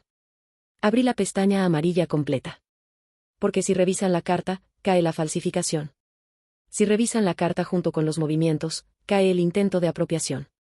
Y si revisan el informe del doctor Esteban Cáceres, también van a encontrar que nunca me evaluó personalmente. Todo el fundamento de esta solicitud parte de referencias proporcionadas por la misma persona que aparece vinculada al desvío de recursos. El juez ya no tomaba notas. Solo veía la documentación. Pasaba una hoja. Luego otra. Luego otra. Se quitó los lentes por completo y los dejó sobre el escritorio. Volteó primero hacia Gabriel. Luego hacia Rebeca. Su cara no era de sorpresa. Era peor. Era la expresión de alguien que entendió que habían querido usar su tribunal como un cuchillo. Y entonces habló. Despacio. Con una voz baja que hizo que nadie se moviera. ¿De verdad creyó que nadie iba a revisar? Rebeca parpadeó. 1 vez. 2. Señoría, yo. Le pregunté, dijo él, sin subir el tono, si de verdad creyó que nadie iba a revisar. Gabriel intentó intervenir, pero ya era tarde. Se veía descompuesto. Sudaba bajo el cuello de la camisa. Mi madrastra abrió la boca, la cerró, volvió a abrirla y soltó la frase más ridícula de toda la mañana. Espera, ¿qué? Fue exactamente ahí. Ese segundo. Ese quiebre. El instante en que la mujer que llevaba meses diciéndole a todos que yo estaba loca entendió que la prueba ya estaba sobre la mesa, que el juez la había visto y que su historia perfecta acababa de empezar a pudrirse frente a todos. Y yo, por primera vez en toda la audiencia, sentí algo parecido a paz. Después de esa pregunta, la sala dejó de sentirse como una audiencia y empezó a sentirse como una caída. Rebeca no respondió de inmediato. Su boca seguía entreabierta. Gabriel Lomelí se inclinó hacia ella con desesperación contenida, como si quisiera meterle las palabras correctas en la garganta antes de que salieran las equivocadas. Pero ya era tarde. Cuando una mentira empieza a romperse frente a un juez, se nota. Se nota en la respiración. En los ojos. En la manera en que la gente deja de sostener la espalda recta. Se nota porque ya no están actuando para ganar, están reaccionando para sobrevivir. El juez Héctor Salas tomó otra vez el peritaje y lo leyó con más calma. Pasó a la siguiente hoja. Luego a la otra. Después revisó el informe psicológico que había enviado Esteban Cáceres, lo comparó con una nota donde yo había marcado las inconsistencias y volvió a levantar la vista. Licenciado Lomelí, dijo, ¿su despacho presentó esta carta junto con la solicitud? Gabriel tragó saliva. Señoría, la carta fue integrada como parte del contexto documental que nos fue proporcionado por la señora Alcántara. Nosotros. No le pregunté eso. Le pregunté si su despacho la presentó. Sí, señoría, pero... ¿verificaron autenticidad? Nadie respiró. Gabriel acomodó una hoja que no necesitaba acomodar. Es increíble cómo la gente, cuando está acorralada, empieza a mover objetos pequeños como si con eso pudiera ordenar el caos. Se actuó de buena fe, respondió al final. Basados en la información disponible al momento. El juez asintió despacio. No porque aceptara la respuesta. Porque la estaba guardando. Luego miró a Rebeca. Señora Alcántara, ¿usted sabía que esa carta había sido generada después de la muerte del señor Arturo Soria? Ella volteó hacia Gabriel otra vez, buscando auxilio. No encontró nada. El hombre que durante semanas seguramente le dijo que todo estaba bajo control ahora parecía estar calculando cuánto podía desprenderse de ella sin hundirse también. Yo no sé de computadoras, dijo al fin. Arturo quería que yo cuidara todo. Él me lo dijo muchas veces. Esa carta solo reflejaba eso. ¿Eso es un sí o un no? Preguntó el juez. Rebeca apretó el pañuelo. Yo confié en mi abogado. Ahí estaba el primer intento de abandonar el barco ajeno. Gabriel reaccionó enseguida. Señoría, rechazo cualquier insinuación de conducta impropia por parte de esta defensa. Mi clienta fue quien proporcionó. Basta, dijo el juez. No gritó. No hizo falta. Hasta el aire pareció quedarse quieto. Este tribunal no va a convertirse en un espacio para que dos adultos se repartan culpas por una documentación que, a primera vista, presenta irregularidades serias. Volteó hacia mí. Señora Soria, ¿cuenta usted con copia certificada digital y física de estos anexos? Sí, señoría. ¿Y con respaldo del análisis técnico? Sí, señoría. Entréguelo a oficialía al concluir la audiencia. Yo asentí. Mi tía Norma estaba completamente pálida. Una de mis primas no dejaba de secarse los ojos. Los socios viejos de mi papá evitaban mirarme, como si la vergüenza tuviera peso propio. La amiga de Rebeca se había hundido en el respaldo de la banca, ya no como espectadora fiel, sino como alguien que empieza a desear no haber ido. El juez siguió. En cuanto al fondo de la solicitud, este tribunal no advierte, al día de hoy, elementos suficientes y confiables para presumir incapacidad de la señora Valeria Soria. Lo que se advierte es una disputa patrimonial compleja acompañada de documentación potencialmente falsa y de un informe clínico emitido sin la robustez mínima esperable. Cada palabra caía como piedra. Rebeca intentó interrumpir. Pero señoría, ella. Usted ya habló. La dejó muda. Y por primera vez desde que empezó todo, vi en su cara algo que nunca le había visto ni cuando discutía, ni cuando manipulaba, ni cuando calculaba, desorientación real. No tristeza. No coraje. Desorientación. Como si su cabeza estuviera tratando de entender cómo demonios había pasado de estar a un paso de controlar el fideicomiso a estar sentada frente a un juez que ya no la veía como viuda preocupada, sino como posible autora de un fraude. El juez tomó una hoja y dictó. Se niega la medida provisional solicitada. Se conserva la administración del fideicomiso en los términos testamentarios previamente establecidos. Asimismo, se ordena remitir copia de lo actuado a la Fiscalía competente para que determine si existen hechos constitutivos de delito en relación con la carta exhibida, los movimientos financieros denunciados y el posible uso instrumental de este procedimiento judicial. Hubo un sonido ahogado detrás de mí. No supe si fue mi tía o una de mis primas. Yo no me moví. No porque no sintiera algo. Al contrario. Sentía demasiado. Pero sabía que todavía no era momento de aflojar el cuerpo. Las victorias legales no son como en las películas. Nadie pone música. Nadie te abraza. Nadie congela el cuadro para dejarte respirar. Solo siguen hablando, firmando, sellando y moviendo papeles mientras tú intentas no doblarte del cansancio. Gabriel pidió la palabra para solicitar reserva de efectos, plazo para aclaraciones, posibilidad de pericial independiente y otras maniobras típicas de quien sabe que ya perdió el centro del asunto y ahora solo quiere comprar tiempo. El juez le concedió lo procesal indispensable. Nada más. Rebeca, en cambio, empezó a descomponerse. Esto no es justo, soltó, y ya no sonaba frágil, sino irritada. Después de todo lo que hice por Arturo, después de cómo cuidé esa casa, esa familia, esa niña. Esa niña. Todavía me decía así cuando quería minimizarme. Usted no está en posición de hablar de justicia, dijo el juez. Y le sugiero mucho cuidado con lo que diga de aquí en adelante. Gabriel le tocó el brazo por debajo de la mesa. Rebeca, ya. Ella lo apartó. No. No me voy a quedar callada mientras esta muchacha me acusa de cosas horribles. Está enferma, ¿no lo ven, no lo ven? Se volteó hacia la parte de atrás buscando ojos aliados. Pero ya no estaban ahí. O no de la misma manera. La gente puede tardar mucho en abrir los ojos, pero cuando un juez pronuncia ciertas frases, la fe del público cambia de dueño en segundos. Norma no la estaba mirando. Mis primas tampoco. Hasta la amiga del club tenía la cara dura. El juez llamó al orden y dio por concluida la audiencia. Yo guardé mis cosas despacio. Rebeca seguía hablando, ya sin el control fino del principio. Gabriel quería sacarla rápido. Ella se resistía. En cuestión de minutos, lo que llegó como una puesta en escena perfectamente ensayada se había convertido en el inicio de un derrumbe. Y mientras cerraba mi carpeta, entendí algo que me golpeó por dentro con una fuerza extraña. Durante meses yo había imaginado este instante como una explosión. Pero no. No se sentía como una explosión. Se sentía como una cerradura girando. Parte 7. Salimos de la sala y el pasillo parecía otro mundo. Adentro todo había sido contención. Afuera, el aire estaba cargado de murmullos, pasos rápidos y caras que trataban de fingir normalidad.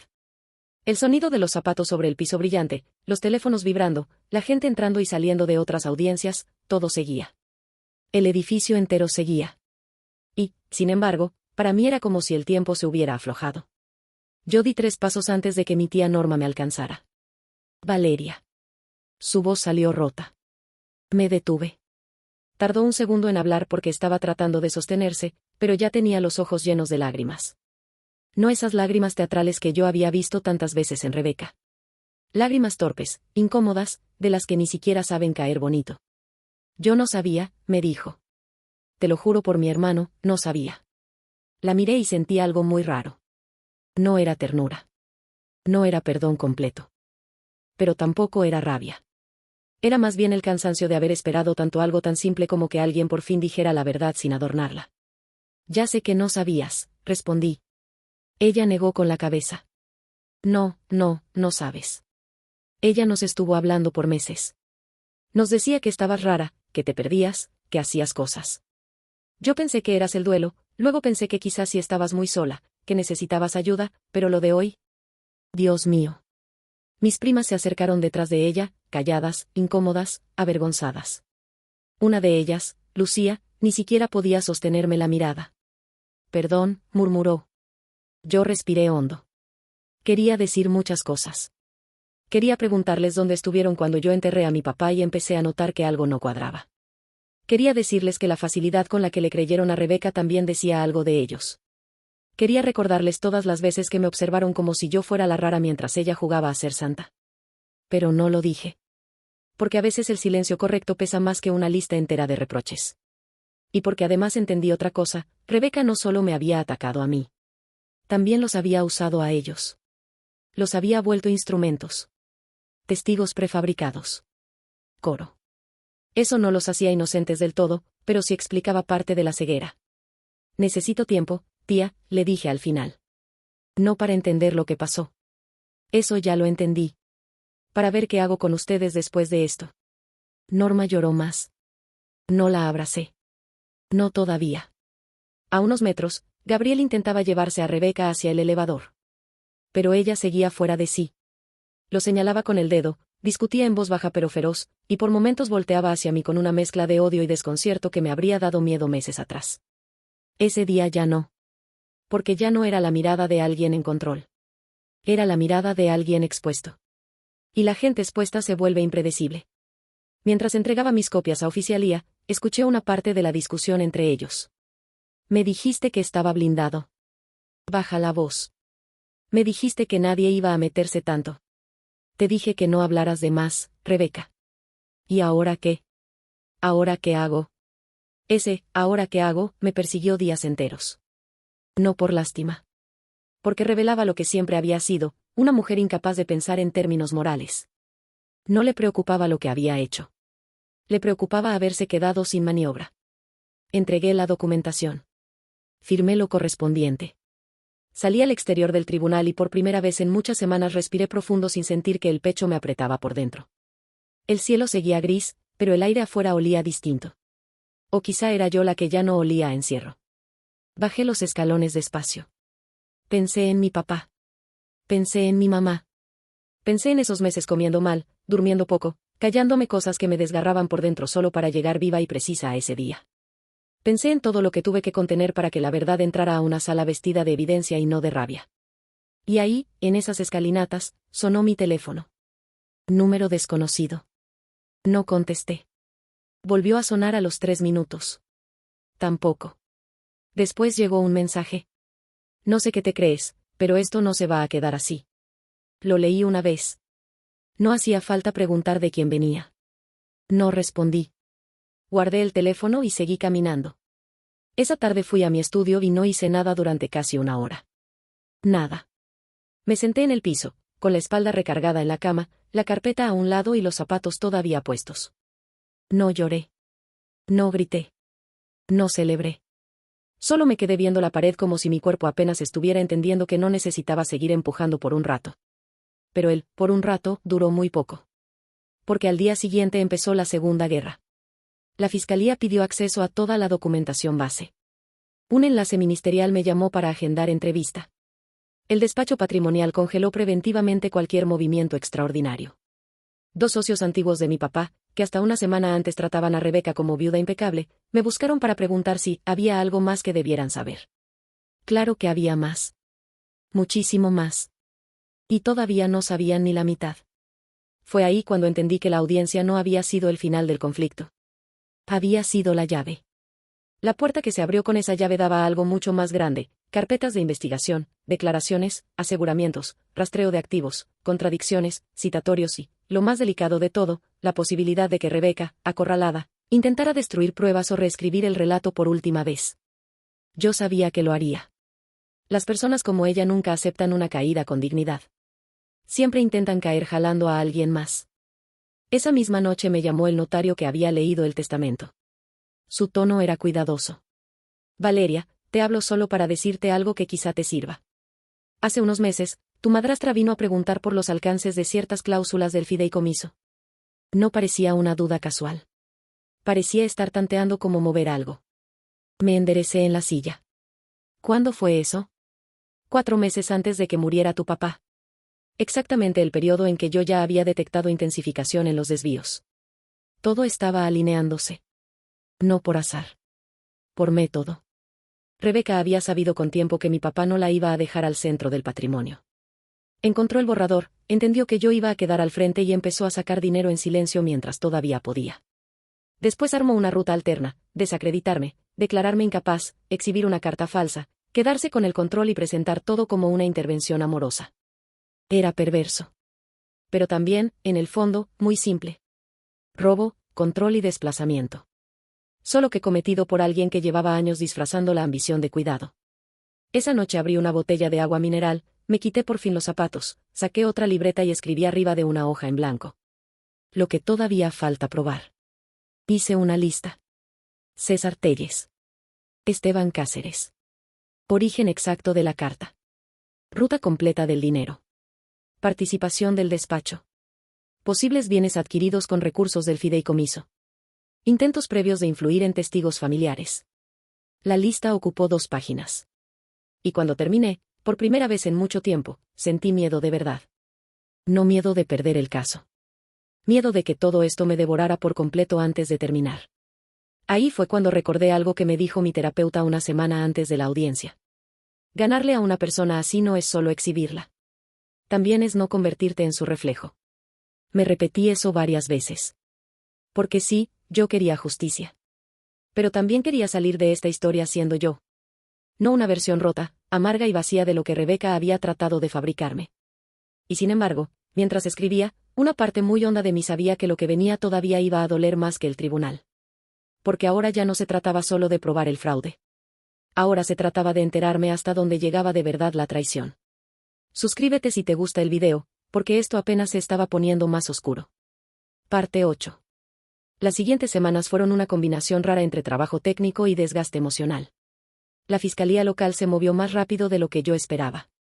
Supongo que ver un posible documento falsificado presentado en un procedimiento judicial llamó la atención correcta de la persona correcta. Me citaron 2 veces. La primera para una entrevista general sobre el contexto familiar y patrimonial. La segunda para revisar a detalle las evidencias digitales y el hilo de los movimientos. Yo llegaba con carpetas, anexos, cronologías y respuestas precisas. Pero cada vez que salía de ahí, me sentía como si hubiera envejecido 1 año. Porque una cosa es investigar tú sola, a tus tiempos, en tu espacio, con tu lógica interna. Y otra muy distinta es convertir todo eso en lenguaje procesal, contestar preguntas frías sobre la muerte de tu padre, explicar por qué sospechaste de la mujer con la que él compartió casi 2 décadas y sostener la compostura mientras te preguntan si en algún momento dudaste de tu propia percepción. Sí, dudé. Muchas veces. Eso nunca se lo dije a la fiscalía con esa crudeza, pero sí era verdad. Hubo noches en que me pregunté si me estaba obsesionando. Si la mezcla entre duelo e intuición me estaba empujando demasiado lejos. Si estaba viendo una red inmensa donde quizás solo había codicia menor. Si me convenía soltar una parte y proteger lo poco que quedara en lugar de ir por todo. Luego veía otro depósito. Otra coincidencia. Otro correo. Otro rastro de la firma digital de mi padre pegada como si fuera recorte. Y la duda se me quitaba. La primera grieta fuerte en el frente de Rebeca vino por César Telles. No porque confesara nada noble. Al contrario. Porque quiso salvarse. La fiscalía citó a revisar ciertos contratos vinculados a un departamento en Torreón y a un condominio rentado por temporadas en Saltillo. Ambos tenían pagos mezclados con fondos que habían salido, directa o indirectamente, de cuentas conectadas al desvío principal. César primero negó relación económica con Rebeca más allá de asesorías ocasionales. Después dijo que sí salían, pero que no sabía de dónde venía el dinero. Luego, cuando le mostraron fechas, transferencias y coincidencias, cambió otra vez.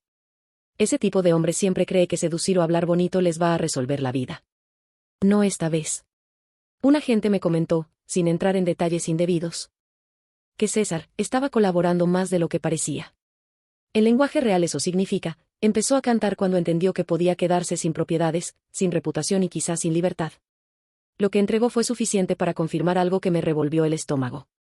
Rebeca llevaba al menos 3 años con él. 3 años. Mi papá aún vivía. Mi papá aún creía.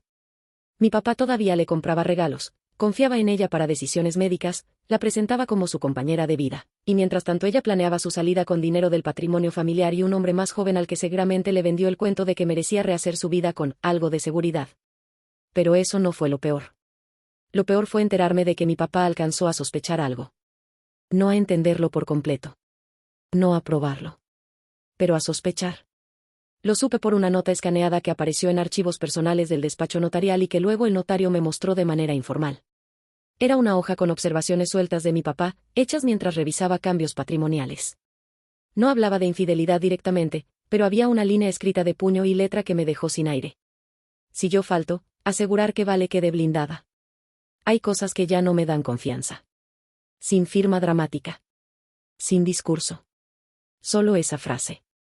Mi papá ya había olido el peligro. Y aún así no llegó a tiempo para frenarlo todo. Leí esa línea muchas veces. No lloré de inmediato. Me quedé quieta. Después sí lloré, pero no como cuando una noticia te sorprende. Lloré como cuando una verdad te confirma que estabas sola incluso antes de quedarte sola. Porque esa frase también me decía otra cosa, él intentó protegerme. A su manera. Tarde quizá. Sin decirme todo. Pero intentó. Y yo iba a honrar ese intento. Mientras tanto, el tema del doctor Esteban Cáceres empezó a desmoronarse por otro lado. La fiscalía revisó la base del informe presentado. No había evaluación presencial. No había expediente clínico completo. No había test psicométricos firmados por mí. No había consentimiento informado. No había historia médica levantada conforme a práctica mínima. Había, en cambio, referencias indirectas, notas parciales y pagos provenientes de un flujo vinculado a la estructura financiera de Rebeca. Eso ya no era solo irresponsabilidad profesional. Empezaba a oler a complicidad. Esteban pidió contextualizar su informe. Dijo que no se trataba de un diagnóstico definitivo, sino de una apreciación preliminar basada en preocupaciones familiares. El problema fue que la solicitud promovida por Rebeca sí lo usó como fundamento serio para cuestionar mi capacidad legal. Y una vez que eso quedó asentado, el doctor ya no podía esconderse detrás de la vaguedad. Yo no sentía placer al verlo caer. Sentía algo más seco. Necesidad. Porque una cosa que me quedó clarísima en todo este proceso es que el fraude familiar rara vez se comete solo. Siempre hay facilitadores. Gente que firma. Gente que no pregunta. Gente que por dinero, comodidad o vanidad presta su nombre para dañar a otra persona. Y esas personas casi siempre creen que la responsabilidad moral se diluye si usan palabras elegantes. No se diluye. Solo se documenta mejor. En medio de todo eso empecé a recibir llamadas de números desconocidos a todas horas. A veces nadie hablaba. A veces colgaban al segundo. Otras veces se escuchaba ruido de fondo y una respiración contenida. Bloqueé varios. Cambié ajustes de privacidad. Avisé a 2 contactos cercanos.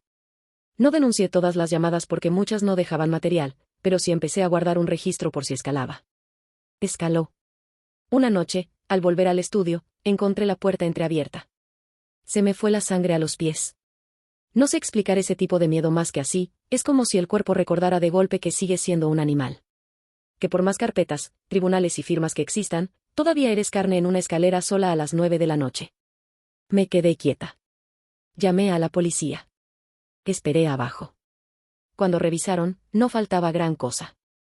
No se llevaron la laptop principal porque la cargaba conmigo. No tocaron el disco externo que siempre traía en la bolsa. Revolvieron cajones, tiraron ropa, movieron papeles sueltos.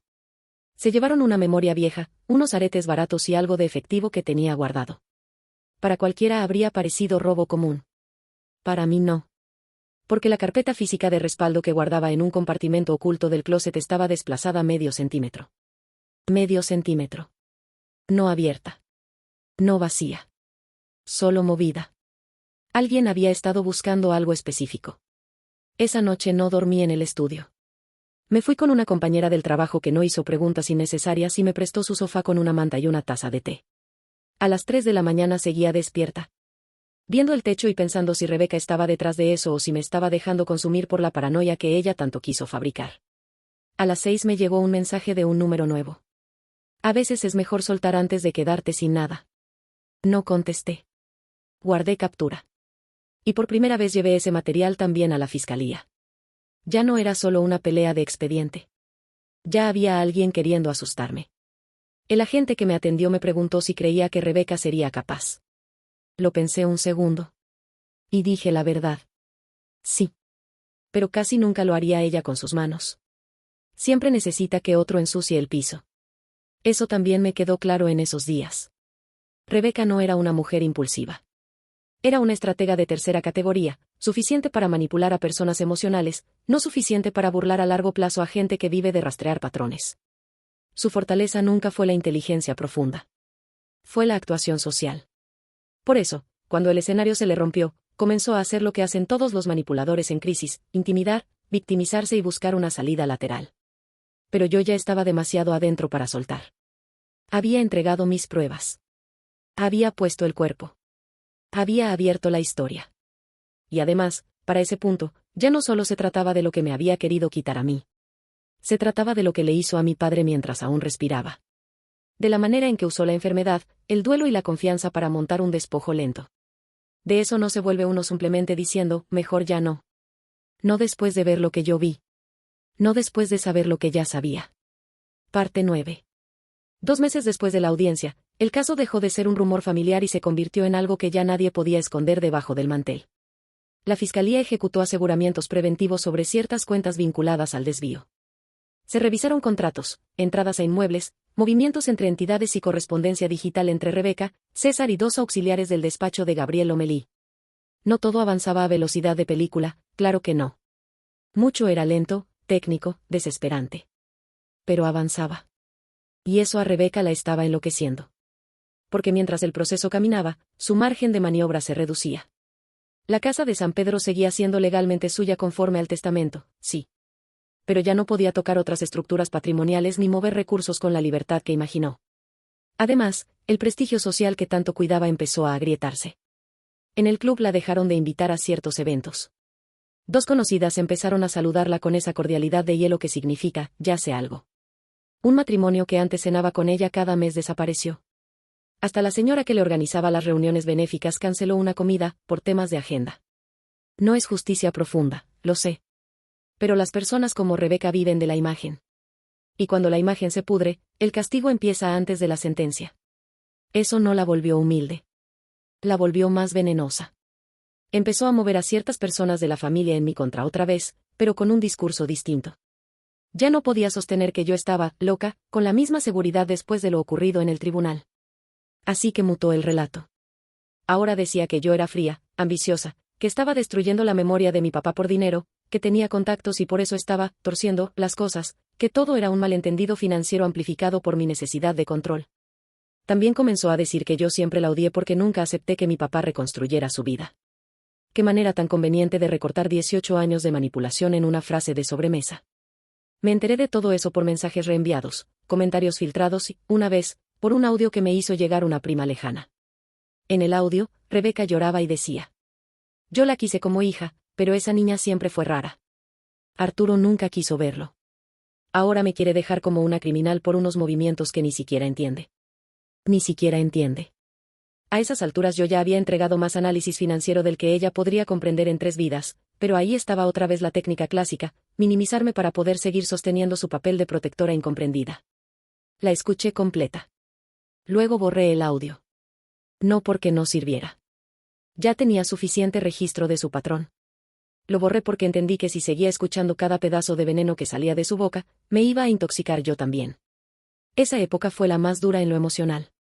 La gente suele imaginar que, una vez que la verdad sale a la luz, tú te sientes libre. No es así. A veces te sientes más cansada que nunca. Porque la verdad, una vez afuera, no repara de inmediato lo que se rompió. Solo obliga a todos a mirarlo. Y luego viene el acomodo. El duelo verdadero. El enojo tardío. La vergüenza de los que no vieron. La culpa de los que sí sospecharon y callaron. Y, por supuesto, tu propio derrumbe privado después de meses o años de sostenerte. Yo seguía trabajando. Seguía yendo a citas con fiscalía, con el fiduciario, con el equipo patrimonial nuevo que ayudó a blindar el fideicomiso. Pero en la noche, cuando por fin apagaba todo, sentía el cuerpo como si hubiera corrido una maratón con las costillas apretadas. Volví a ver fotos viejas de mi papá. No por nostalgia bonita. Por hambre de entender.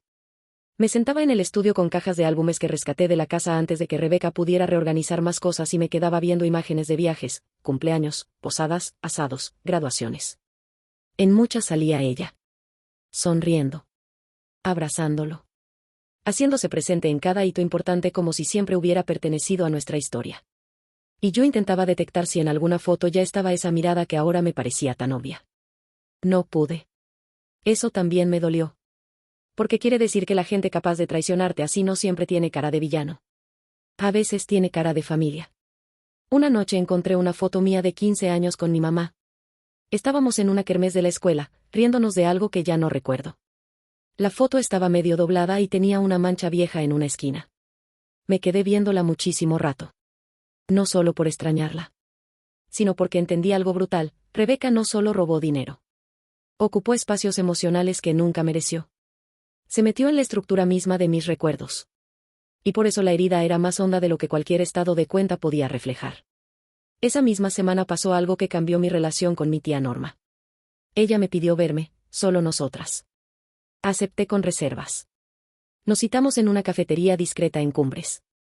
Llegó sin maquillaje, con cara de no haber dormido bien.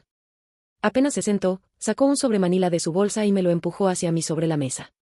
Esto estaba en casa de tu papá. Rebeca me lo dio hace meses para que lo guardara, por si tú te ponías agresiva. Yo no lo abrí. Hasta hace 3 días. Sentí un frío raro en la espalda. Abrí el sobre. Eran impresiones de mensajes sueltos. Fragmentos sacados de contexto de conversaciones mías con amigos, capturas de redes sociales, una foto mía saliendo de la terapia, y varias notas escritas a mano por Rebeca sobre mis horarios, mis estados de ánimo y mis supuestos olvidos. Era un dossier. Un expediente casero para fabricarme. Norma lloró en cuanto vio mi cara. Perdóname, Valeria. Perdóname. Yo pensé que de verdad estaba preocupada por ti. Me dijo que si un día había que demostrar que necesitabas ayuda, esto podía servir. Levanté la vista despacio. ¿Y tú guardaste esto? La pregunta salió más dura de lo que quería. Norma no se defendió. Solo asintió. Sí. Y me da vergüenza. Muchísima. Pero te lo traje porque ya entendí lo que estaba haciendo. Nos fue sembrando a todos. Poco a poco. A cada quien algo distinto. A mí me hablaba de tu tristeza. A Lucía de tus enojos. A otros de tu extrañeza. Iba armando pedazos para que, cuando llegara el día, nadie dudara. Ahí estaba. La arquitectura completa. No improvisó mi supuesto deterioro. Lo diseñó. Tomé el sobre y respiré hondo. Esto sí sirve, dije. Norma cerró los ojos un momento, como si esa frase le doliera y la aliviara a la vez. ¿Todavía me odias?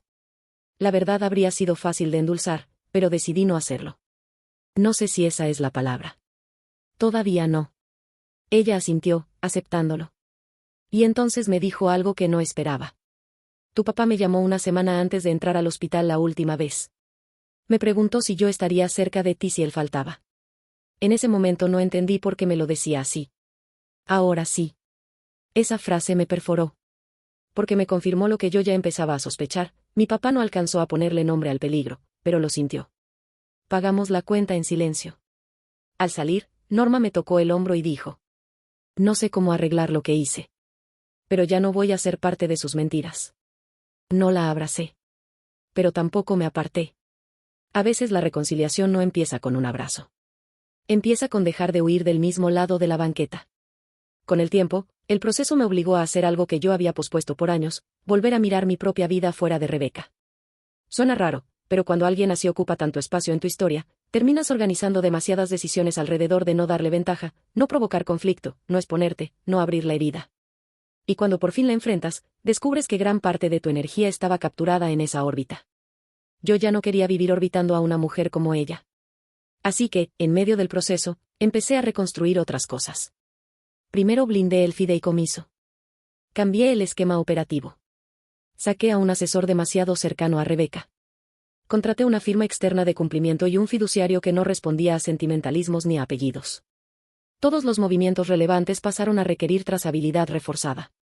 Cerré puertas que debieron haber estado cerradas desde mucho antes. Luego hice algo más íntimo, vacié cajas. Cajas de la casa de mi papá. Cajas que por años nadie quiso abrir porque contenían la versión de nuestra vida anterior a Rebeca. Documentos de mi mamá. Cartas. Recetas escritas a mano.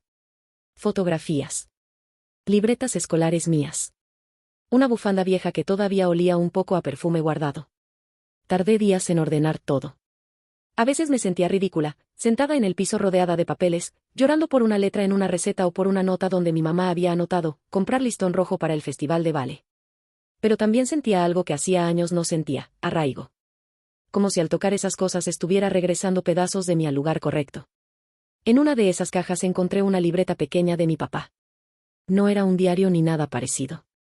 Más bien una agenda donde a veces anotaba pendientes, ideas de negocio y recordatorios tontos.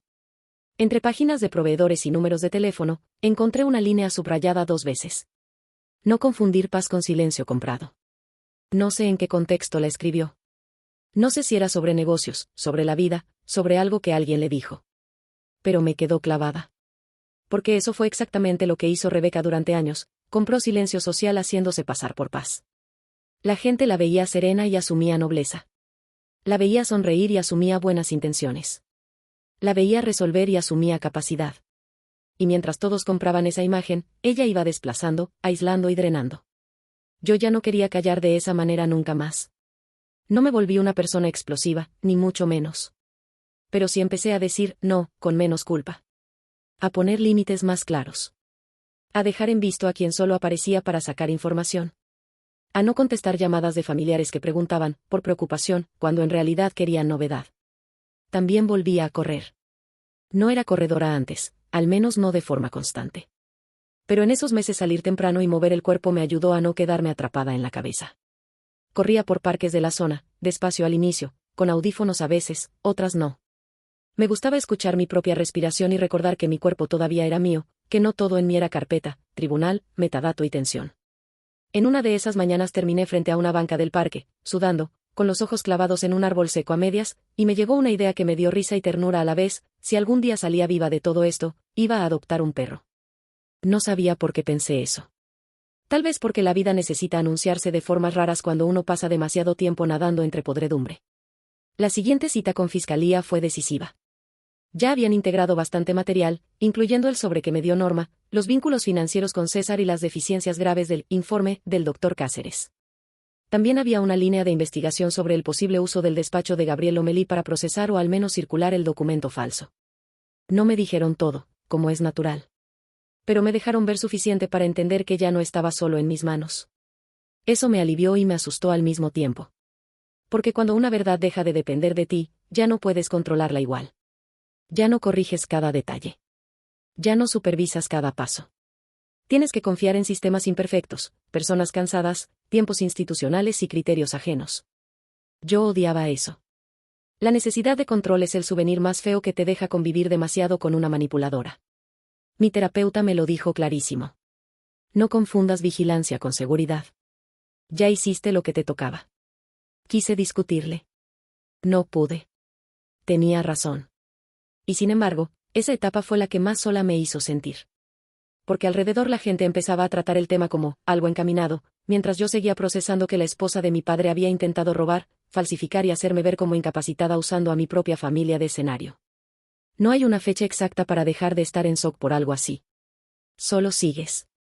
Un día tras otro. En medio de todo, recibí una llamada de un periodista local que había olido alguna parte del asunto. No sé de dónde. Quizá por tribunal. Quizá por un conocido del despacho. Quizá porque siempre hay alguien con ganas de filtrar lo que no le corresponde. No le respondí. Ni a él ni a otros dos después. Yo no quería volver esto un espectáculo. Bastante espectáculo había montado ya Rebeca en vida de mi papá y en el tribunal. Mi justicia no necesitaba reflectores. Necesitaba precisión.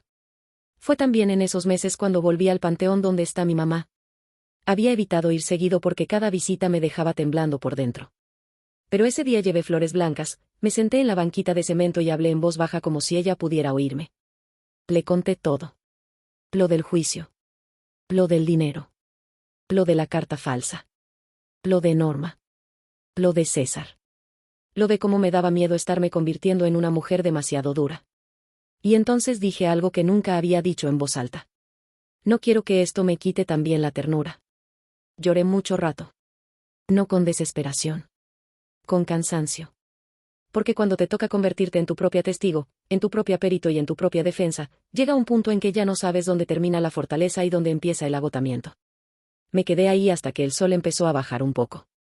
Antes de irme, toqué la lápida y respiré hondo. No sé si fue sugestión, si fue necesidad o si de verdad el cuerpo a veces oye lo que el alma quiere decirse, pero salí del panteón más ligera. No curada. No tranquila del todo. Pero sí un poco más clara. Yo no estaba peleando solo por dinero ni por orgullo. Estaba peleando para que la verdad quedara donde correspondía. Y con eso, aunque todavía faltaba muchísimo, bastaba para seguir. Parte 11. El golpe final antes del cierre llegó cuando menos elegante resultó todo. No en una gran audiencia. No con luces dramáticas. No con una confesión cinematográfica. Llegó a través del miedo. Una tarde me llamaron de fiscalía para informarme que se habían obtenido nuevos elementos y que probablemente se judicializarían varias conductas en conjunto. No me dieron detalles completos por teléfono, pero me citaron para ampliar declaración y revisar una serie de anexos que yo podía autenticar mejor que nadie por el contexto. Fui al día siguiente. Entre esos anexos había algo que yo no había visto antes, una cadena de mensajes entre Rebeca y Gabriel Omelí. No completa, pero sí suficiente. Alguien la había borrado parcialmente, claro. Sin embargo, se recuperaron fragmentos de respaldo en un dispositivo vinculado al despacho y en una nube que Gabriel olvidó depurar bien. Uno de los mensajes decía: si ella se pone histérica, mejor. Eso ayuda. Otro: el doctor solo necesita base para firmar algo preliminar. Y otro más, enviado días después de la muerte de mi papá. La carta hay que dejarla lista por si se complica. Cuando leí eso, el zumbido de la oficina se me fue lejos. Como si de pronto estuviera bajo el agua. Yo ya sabía lo que habían hecho. Pero leerlo así, sin maquillaje, sin discurso, sin compasión fingida, fue otra cosa. Era la prueba desnuda de que sí había existido plan. No improvisación. Plan. Me preguntaron si reconocía referencias temporales, contextos, expresiones y ciertas coincidencias con eventos familiares. Contesté lo necesario. Luego me fui al baño, cerré la puerta y me quedé unos segundos con las manos en el lavabo tratando de no romperme ahí mismo. No porque estuviera sorprendida. Porque una parte de mí, muy infantil y muy necia, todavía había querido creer que quizá algunas cosas se torcieron sobre la marcha y no que todo fue tan deliberado desde tan atrás. Sí lo fue. Y eso te cambia. Ese mismo día, al salir, vi a Rebeca en el estacionamiento del edificio anexo. No sé qué estaba haciendo ahí exactamente. Tal vez la citaron por otro frente.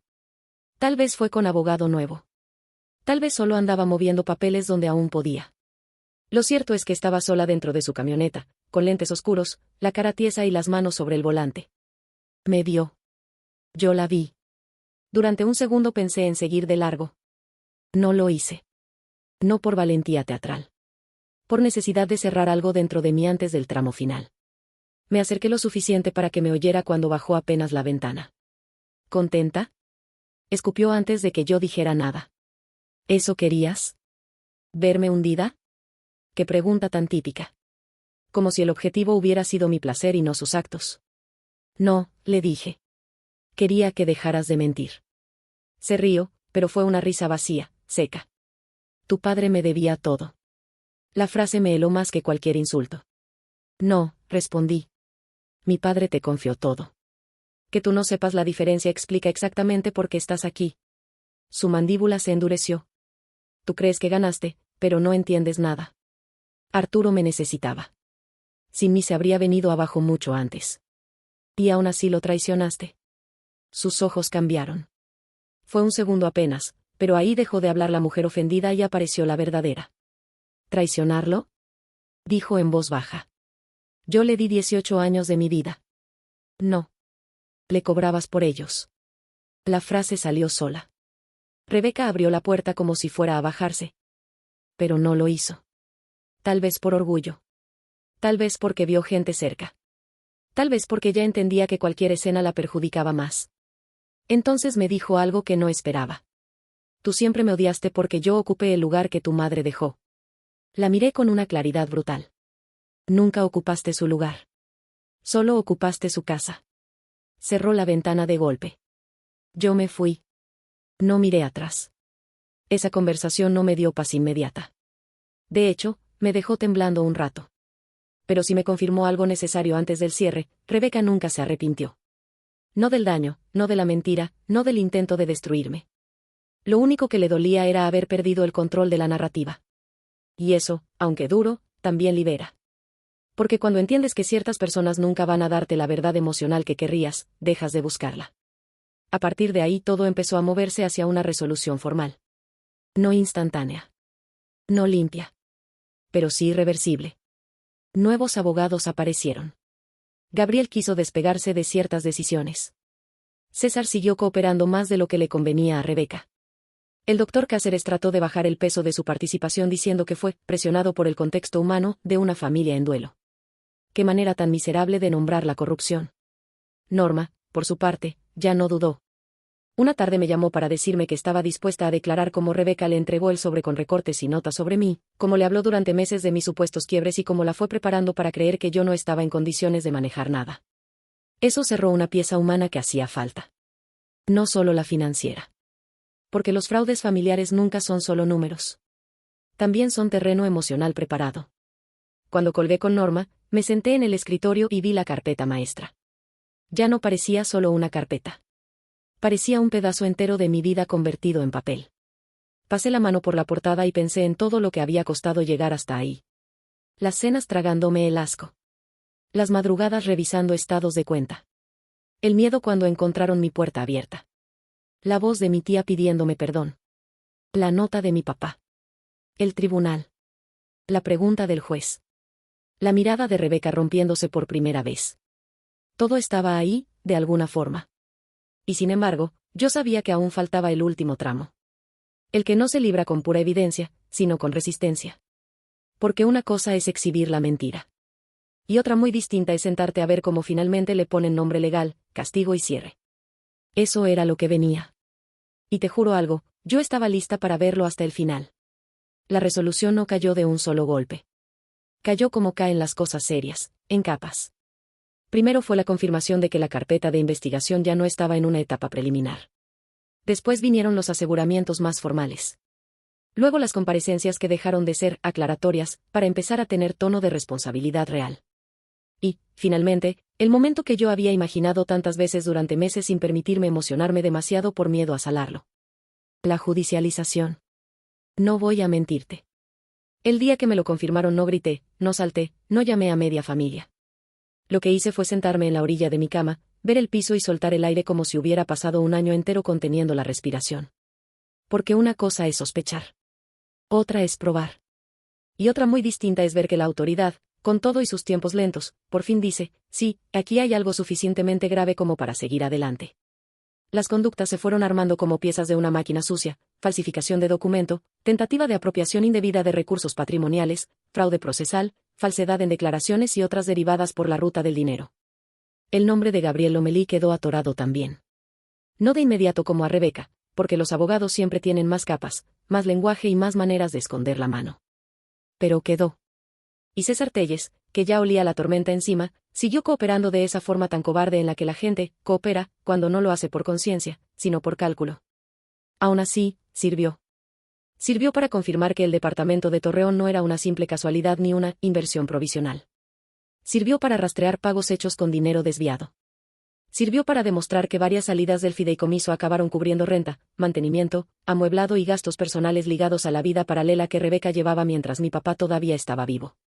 Y sirvió para algo que para mí tenía un peso casi íntimo: demostrar que yo no había exagerado nada. Ese alivio quizás suena pequeño, pero no lo es. Cuando alguien te manipula durante años y luego intenta pintarte como desequilibrada, una parte de ti, aunque sepa la verdad, queda lastimada en el centro exacto donde vive la confianza en tu propia percepción. Y cuando por fin una carpeta, una pericial, un juez, una fiscalía y una cadena de mensajes empiezan a decirte que sí, que viste bien, que entendiste bien, que no estabas loca, algo dentro de ti empieza a soldarse. No del todo. Pero empieza. La primera audiencia de seguimiento fuerte ya no fue como aquella donde Rebeca se sentó a fingir preocupación maternal. Esta vez la vi distinta. Seguía bien arreglada, sí. Seguía intentando sostener cierta compostura. Pero ya no irradiaba control. Irradiaba cansancio.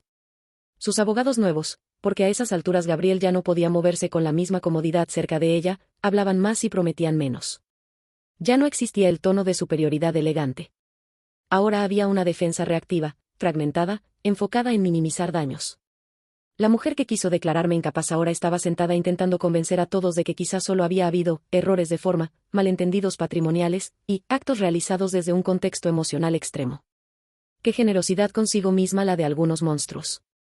Yo no intervenía más de lo indispensable. Mi trabajo fuerte ya estaba hecho.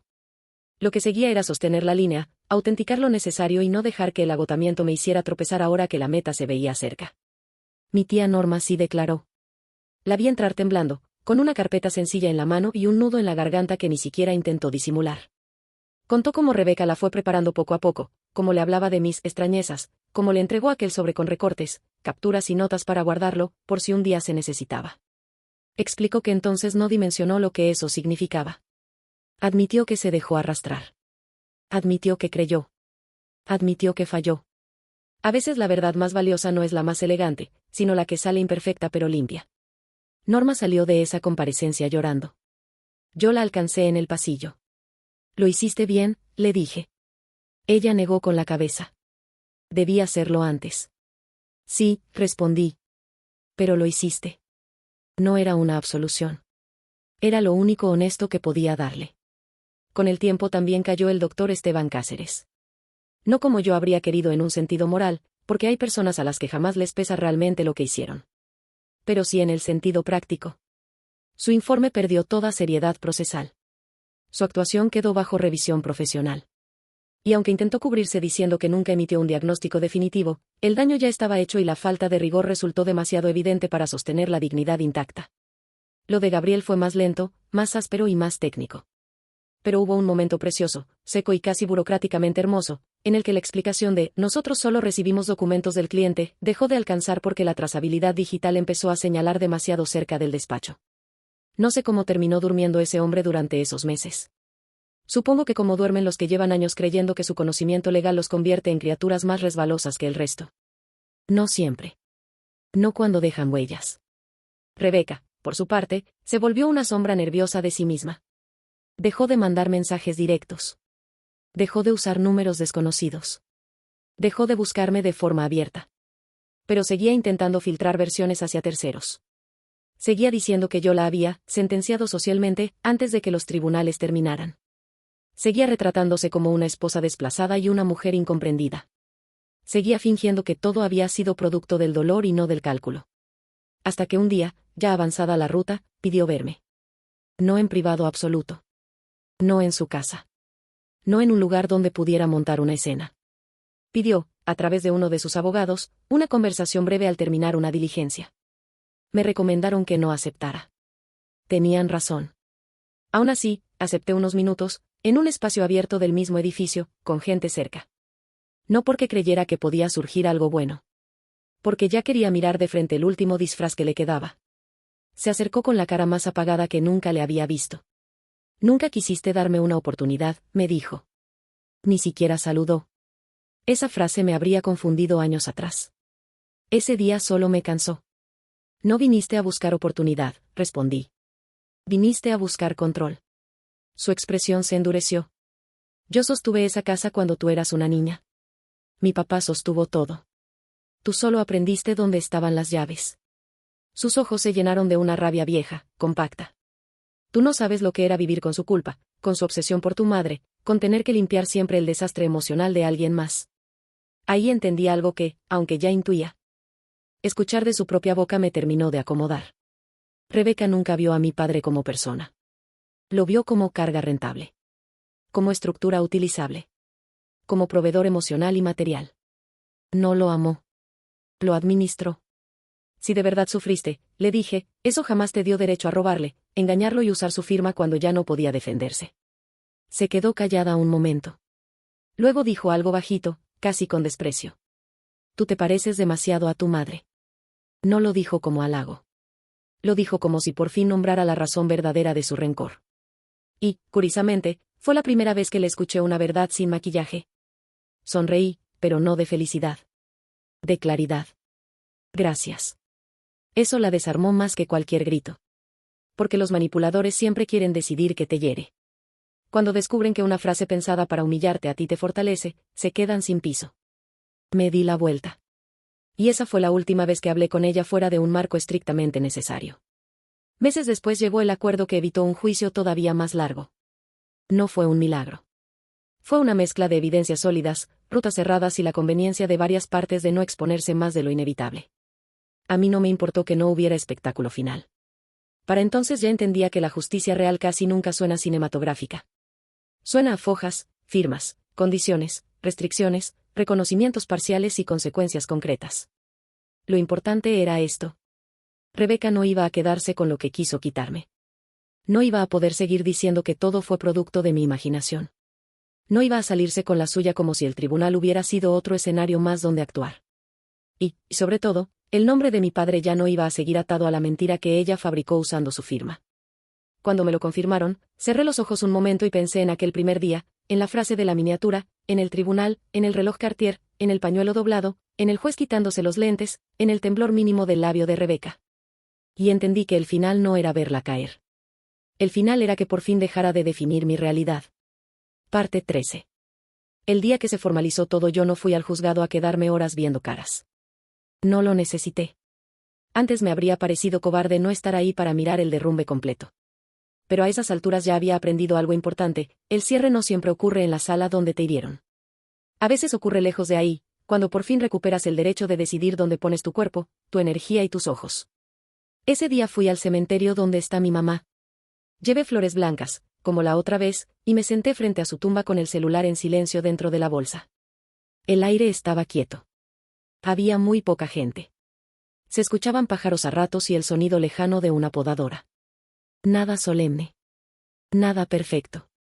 Solo un pedazo de tarde común en un lugar donde yo siempre siento que el tiempo se dobla raro. Le conté todo. No en voz alta como discurso, sino a mi manera, por partes, como si de verdad pudiera seguirme el hilo. Le conté que ya estaba. Que la mentira no se sostuvo. Que Rebeca no pudo quedarse con el fideicomiso. Que el dinero que alcanzaron a recuperar volvía a la estructura que mi papá quiso proteger. Que la carta falsa ya no iba a flotar como si fuera palabra suya. Que por fin el nombre de Arturo Soria quedaba separado de la traición de la mujer con la que compartió su última parte de vida. Luego le dije algo que no me había atrevido a decir ni siquiera en terapia con esa claridad. No fui valiente todo el tiempo. Eso era importante para mí. Porque la gente luego oye estas historias y cree que una se movió con aplomo, inteligencia y nervios de acero de principio a fin. No. Yo tuve miedo muchas veces. Me temblaban las manos algunas madrugadas. Dudé de mí. Dormí fatal. Comí mal. Me imaginé escenarios horribles. Hubo días en que me senté en el piso a llorar porque sentía que todo me superaba. Hubo momentos en que quise tirar la carpeta a la basura, vender lo que pudiera y desaparecer de todos. Hubo otros en que me dio terror estar provocando a una persona capaz de tanto. Pero lo hice de todos modos. No porque no tuviera miedo. Porque el miedo dejó de ser razón suficiente para entregarle a esa mujer todo lo que quería. Ahí, sentada frente a la tumba de mi mamá, entendí con una claridad dolorosa y hermosa a la vez que eso era la fuerza, no la ausencia de miedo, sino la decisión de no obedecerlo. Me quedé un rato más. Pensé en mi papá también. Mucho. En lo imperfecto que fue. En las cosas que no vio. En las cosas que quizás sí sospechó demasiado tarde. En cómo el duelo y la culpa lo volvieron terreno fértil para alguien como Rebeca. Y en cómo, aun con todo, sí intentó dejarme protegida. A su modo. Con sus límites. Pero lo intentó. Yo ya no quería quedarme atrapada en reprocharle lo que no alcanzó a hacer. Preferí honrar lo que sí hizo. Salí del cementerio, y en vez de volver directo al estudio, me desvié a un albergue que había visto semanas antes. No iba planeado. O quizás sí, desde aquel día en el parque. Entré, pregunté, caminé entre jaulas y entonces lo vi: un perro mestizo color café claro, una oreja caída, mirada descarada y una pata trasera con una antigua lesión que lo hacía caminar raro, pero rápido. Se acercó a la reja como si ya me conociera. Solté una risa que no me salió triste. Tú también traes historia, ¿verdad? Lo adopté 3 días después. Le puse Fallo. Sí, ya sé. Mi terapeuta se rió muchísimo cuando se lo conté. Dijo que convertir el humor en algo habitable también es una forma de sanar. Y tenía razón. Fallo llegó a un departamento todavía lleno de cajas y silencios, se adueñó del sofá en 2 horas y a la semana ya dormía con la panza al aire como si jamás hubiera conocido miedo. Yo aprendí mucho de ese perro. Aprendí, por ejemplo, que el cuerpo tarda más que la mente en aceptar que ya no está en guerra. Yo seguía sobresaltándome con llamadas inesperadas, con pasos en la escalera, con sonidos en la puerta, con correos de remitentes raros. Poco a poco eso fue bajando. No de golpe. Nunca de golpe. Pero bajó. También empecé a ver a Norma de otra manera. No nos convertimos de la noche a la mañana en familia de comercial navideño. No. Eso habría sido falso. Pero empezamos a almorzar una vez al mes. Al principio hablábamos solo de cosas prácticas. Después de recuerdos. Luego de mi mamá. Luego, por primera vez en años, de mi papá sin que Rebeca contaminara cada tema. Eso fue un regalo tardío. Lucía también se acercó con más honestidad. Me dijo algo muy duro un día. Nos educaron para no incomodar al adulto que sonríe bonito. Y sí. Tenía razón. Esa frase me hizo pensar muchísimo en todas las familias donde el daño se esconde detrás de la diplomacia, la apariencia o la idea de que mantener la paz es más importante que mirar lo evidente. No lo es. La paz comprada con silencio siempre termina cobrando intereses. Reorganicé mi vida poco a poco. Me mudé a un departamento de verdad, más amplio, con mejor luz y espacio para fallo. Mandé enmarcar una foto de mi mamá y otra de mi papá de cuando yo era niña, una donde ninguno de los dos parece cansado todavía. Vendí ciertas cosas que no quería conservar. Guardé otras. Doné ropa. Cerré archivos. Reordené cuentas. Y con una parte de los rendimientos del fideicomiso establecí un pequeño fondo anual en nombre de Marisol Nava para apoyar a 2 estudiantes de contabilidad que, como mi mamá en su momento, fueran la primera mujer de su familia en intentar terminar una carrera. No fue una donación gigante. Fue algo correcto. Algo con raíz. Algo que me hiciera sentir que el dinero, después de tanto fango, también podía volver a convertirse en herramienta limpia. A veces me preguntan, las pocas personas a las que les cuento esta historia completa, si al final sentí venganza. Y la respuesta honesta es no. Sentí alivio. Sentí cansancio. Sentí una tristeza larguísima por todo lo que se rompió antes de que la verdad saliera. Y sentí algo que quizás se parece más a la paz que a la venganza, la certeza de que ya no tenía que seguir demostrando que no estaba loca. Eso se acabó. Ya no necesitaba convencer a nadie. Ni a mi familia. Ni a los abogados. Ni a los que cuchicheaban. Ni a la imagen impecable de Rebeca. La verdad ya estaba donde debía estar. Y lo que cada quien hiciera con la vergüenza de haber participado, callado o creído, ya no me correspondía a mí administrarlo. Por eso cuento esto. No para que me tengan lástima. No para que piensen que fui invencible. Y tampoco porque crea que todas las historias terminan así de cerradas, porque sé bien que no. Lo cuento por una razón mucho más simple. Porque ahora mismo hay alguien escuchando esto que quizá está sentado a solas revisando estados de cuenta, mensajes, papeles, cambios raros, contradicciones, firmas, excusas, vacíos, preguntándose si se está inventando cosas, si ya exageró demasiado, si de verdad vale la pena moverse, si el manipulador de la familia tiene razón y el problema es uno mismo. No. No siempre el que llora más dice la verdad. No siempre el que se muestra más sereno es el más noble. No siempre la familia está del lado correcto solo porque comparte tu sangre. Y no, no estás loco por notar patrones, por documentar, por desconfiar cuando algo no cuadra o por negarte a entregar tu percepción a quien lleva años trabajando para deformarla. Documenta. Respira. No te precipites. No regales tu reacción a quien quiere usarla en tu contra. Y cuando llegue el momento, entra con tu carpeta, con tu verdad completa. Con las manos firmes aunque por dentro te tiemble todo, y deja que las pruebas hablen por ti. Porque a veces la justicia no entra gritando. A veces entra en silencio, abre una pestaña amarilla, pone una hoja sobre la mesa y hace que la persona que te llamó loco tenga que tragarse su propia mentira frente a todos. Suscríbete si te gustó el contenido y date una vuelta por mi lista de reproducción y mis playlists de videos, porque esta historia terminó, pero hay otras donde el silencio también parece paz, hasta que alguien por fin se atreve a revisar la prueba.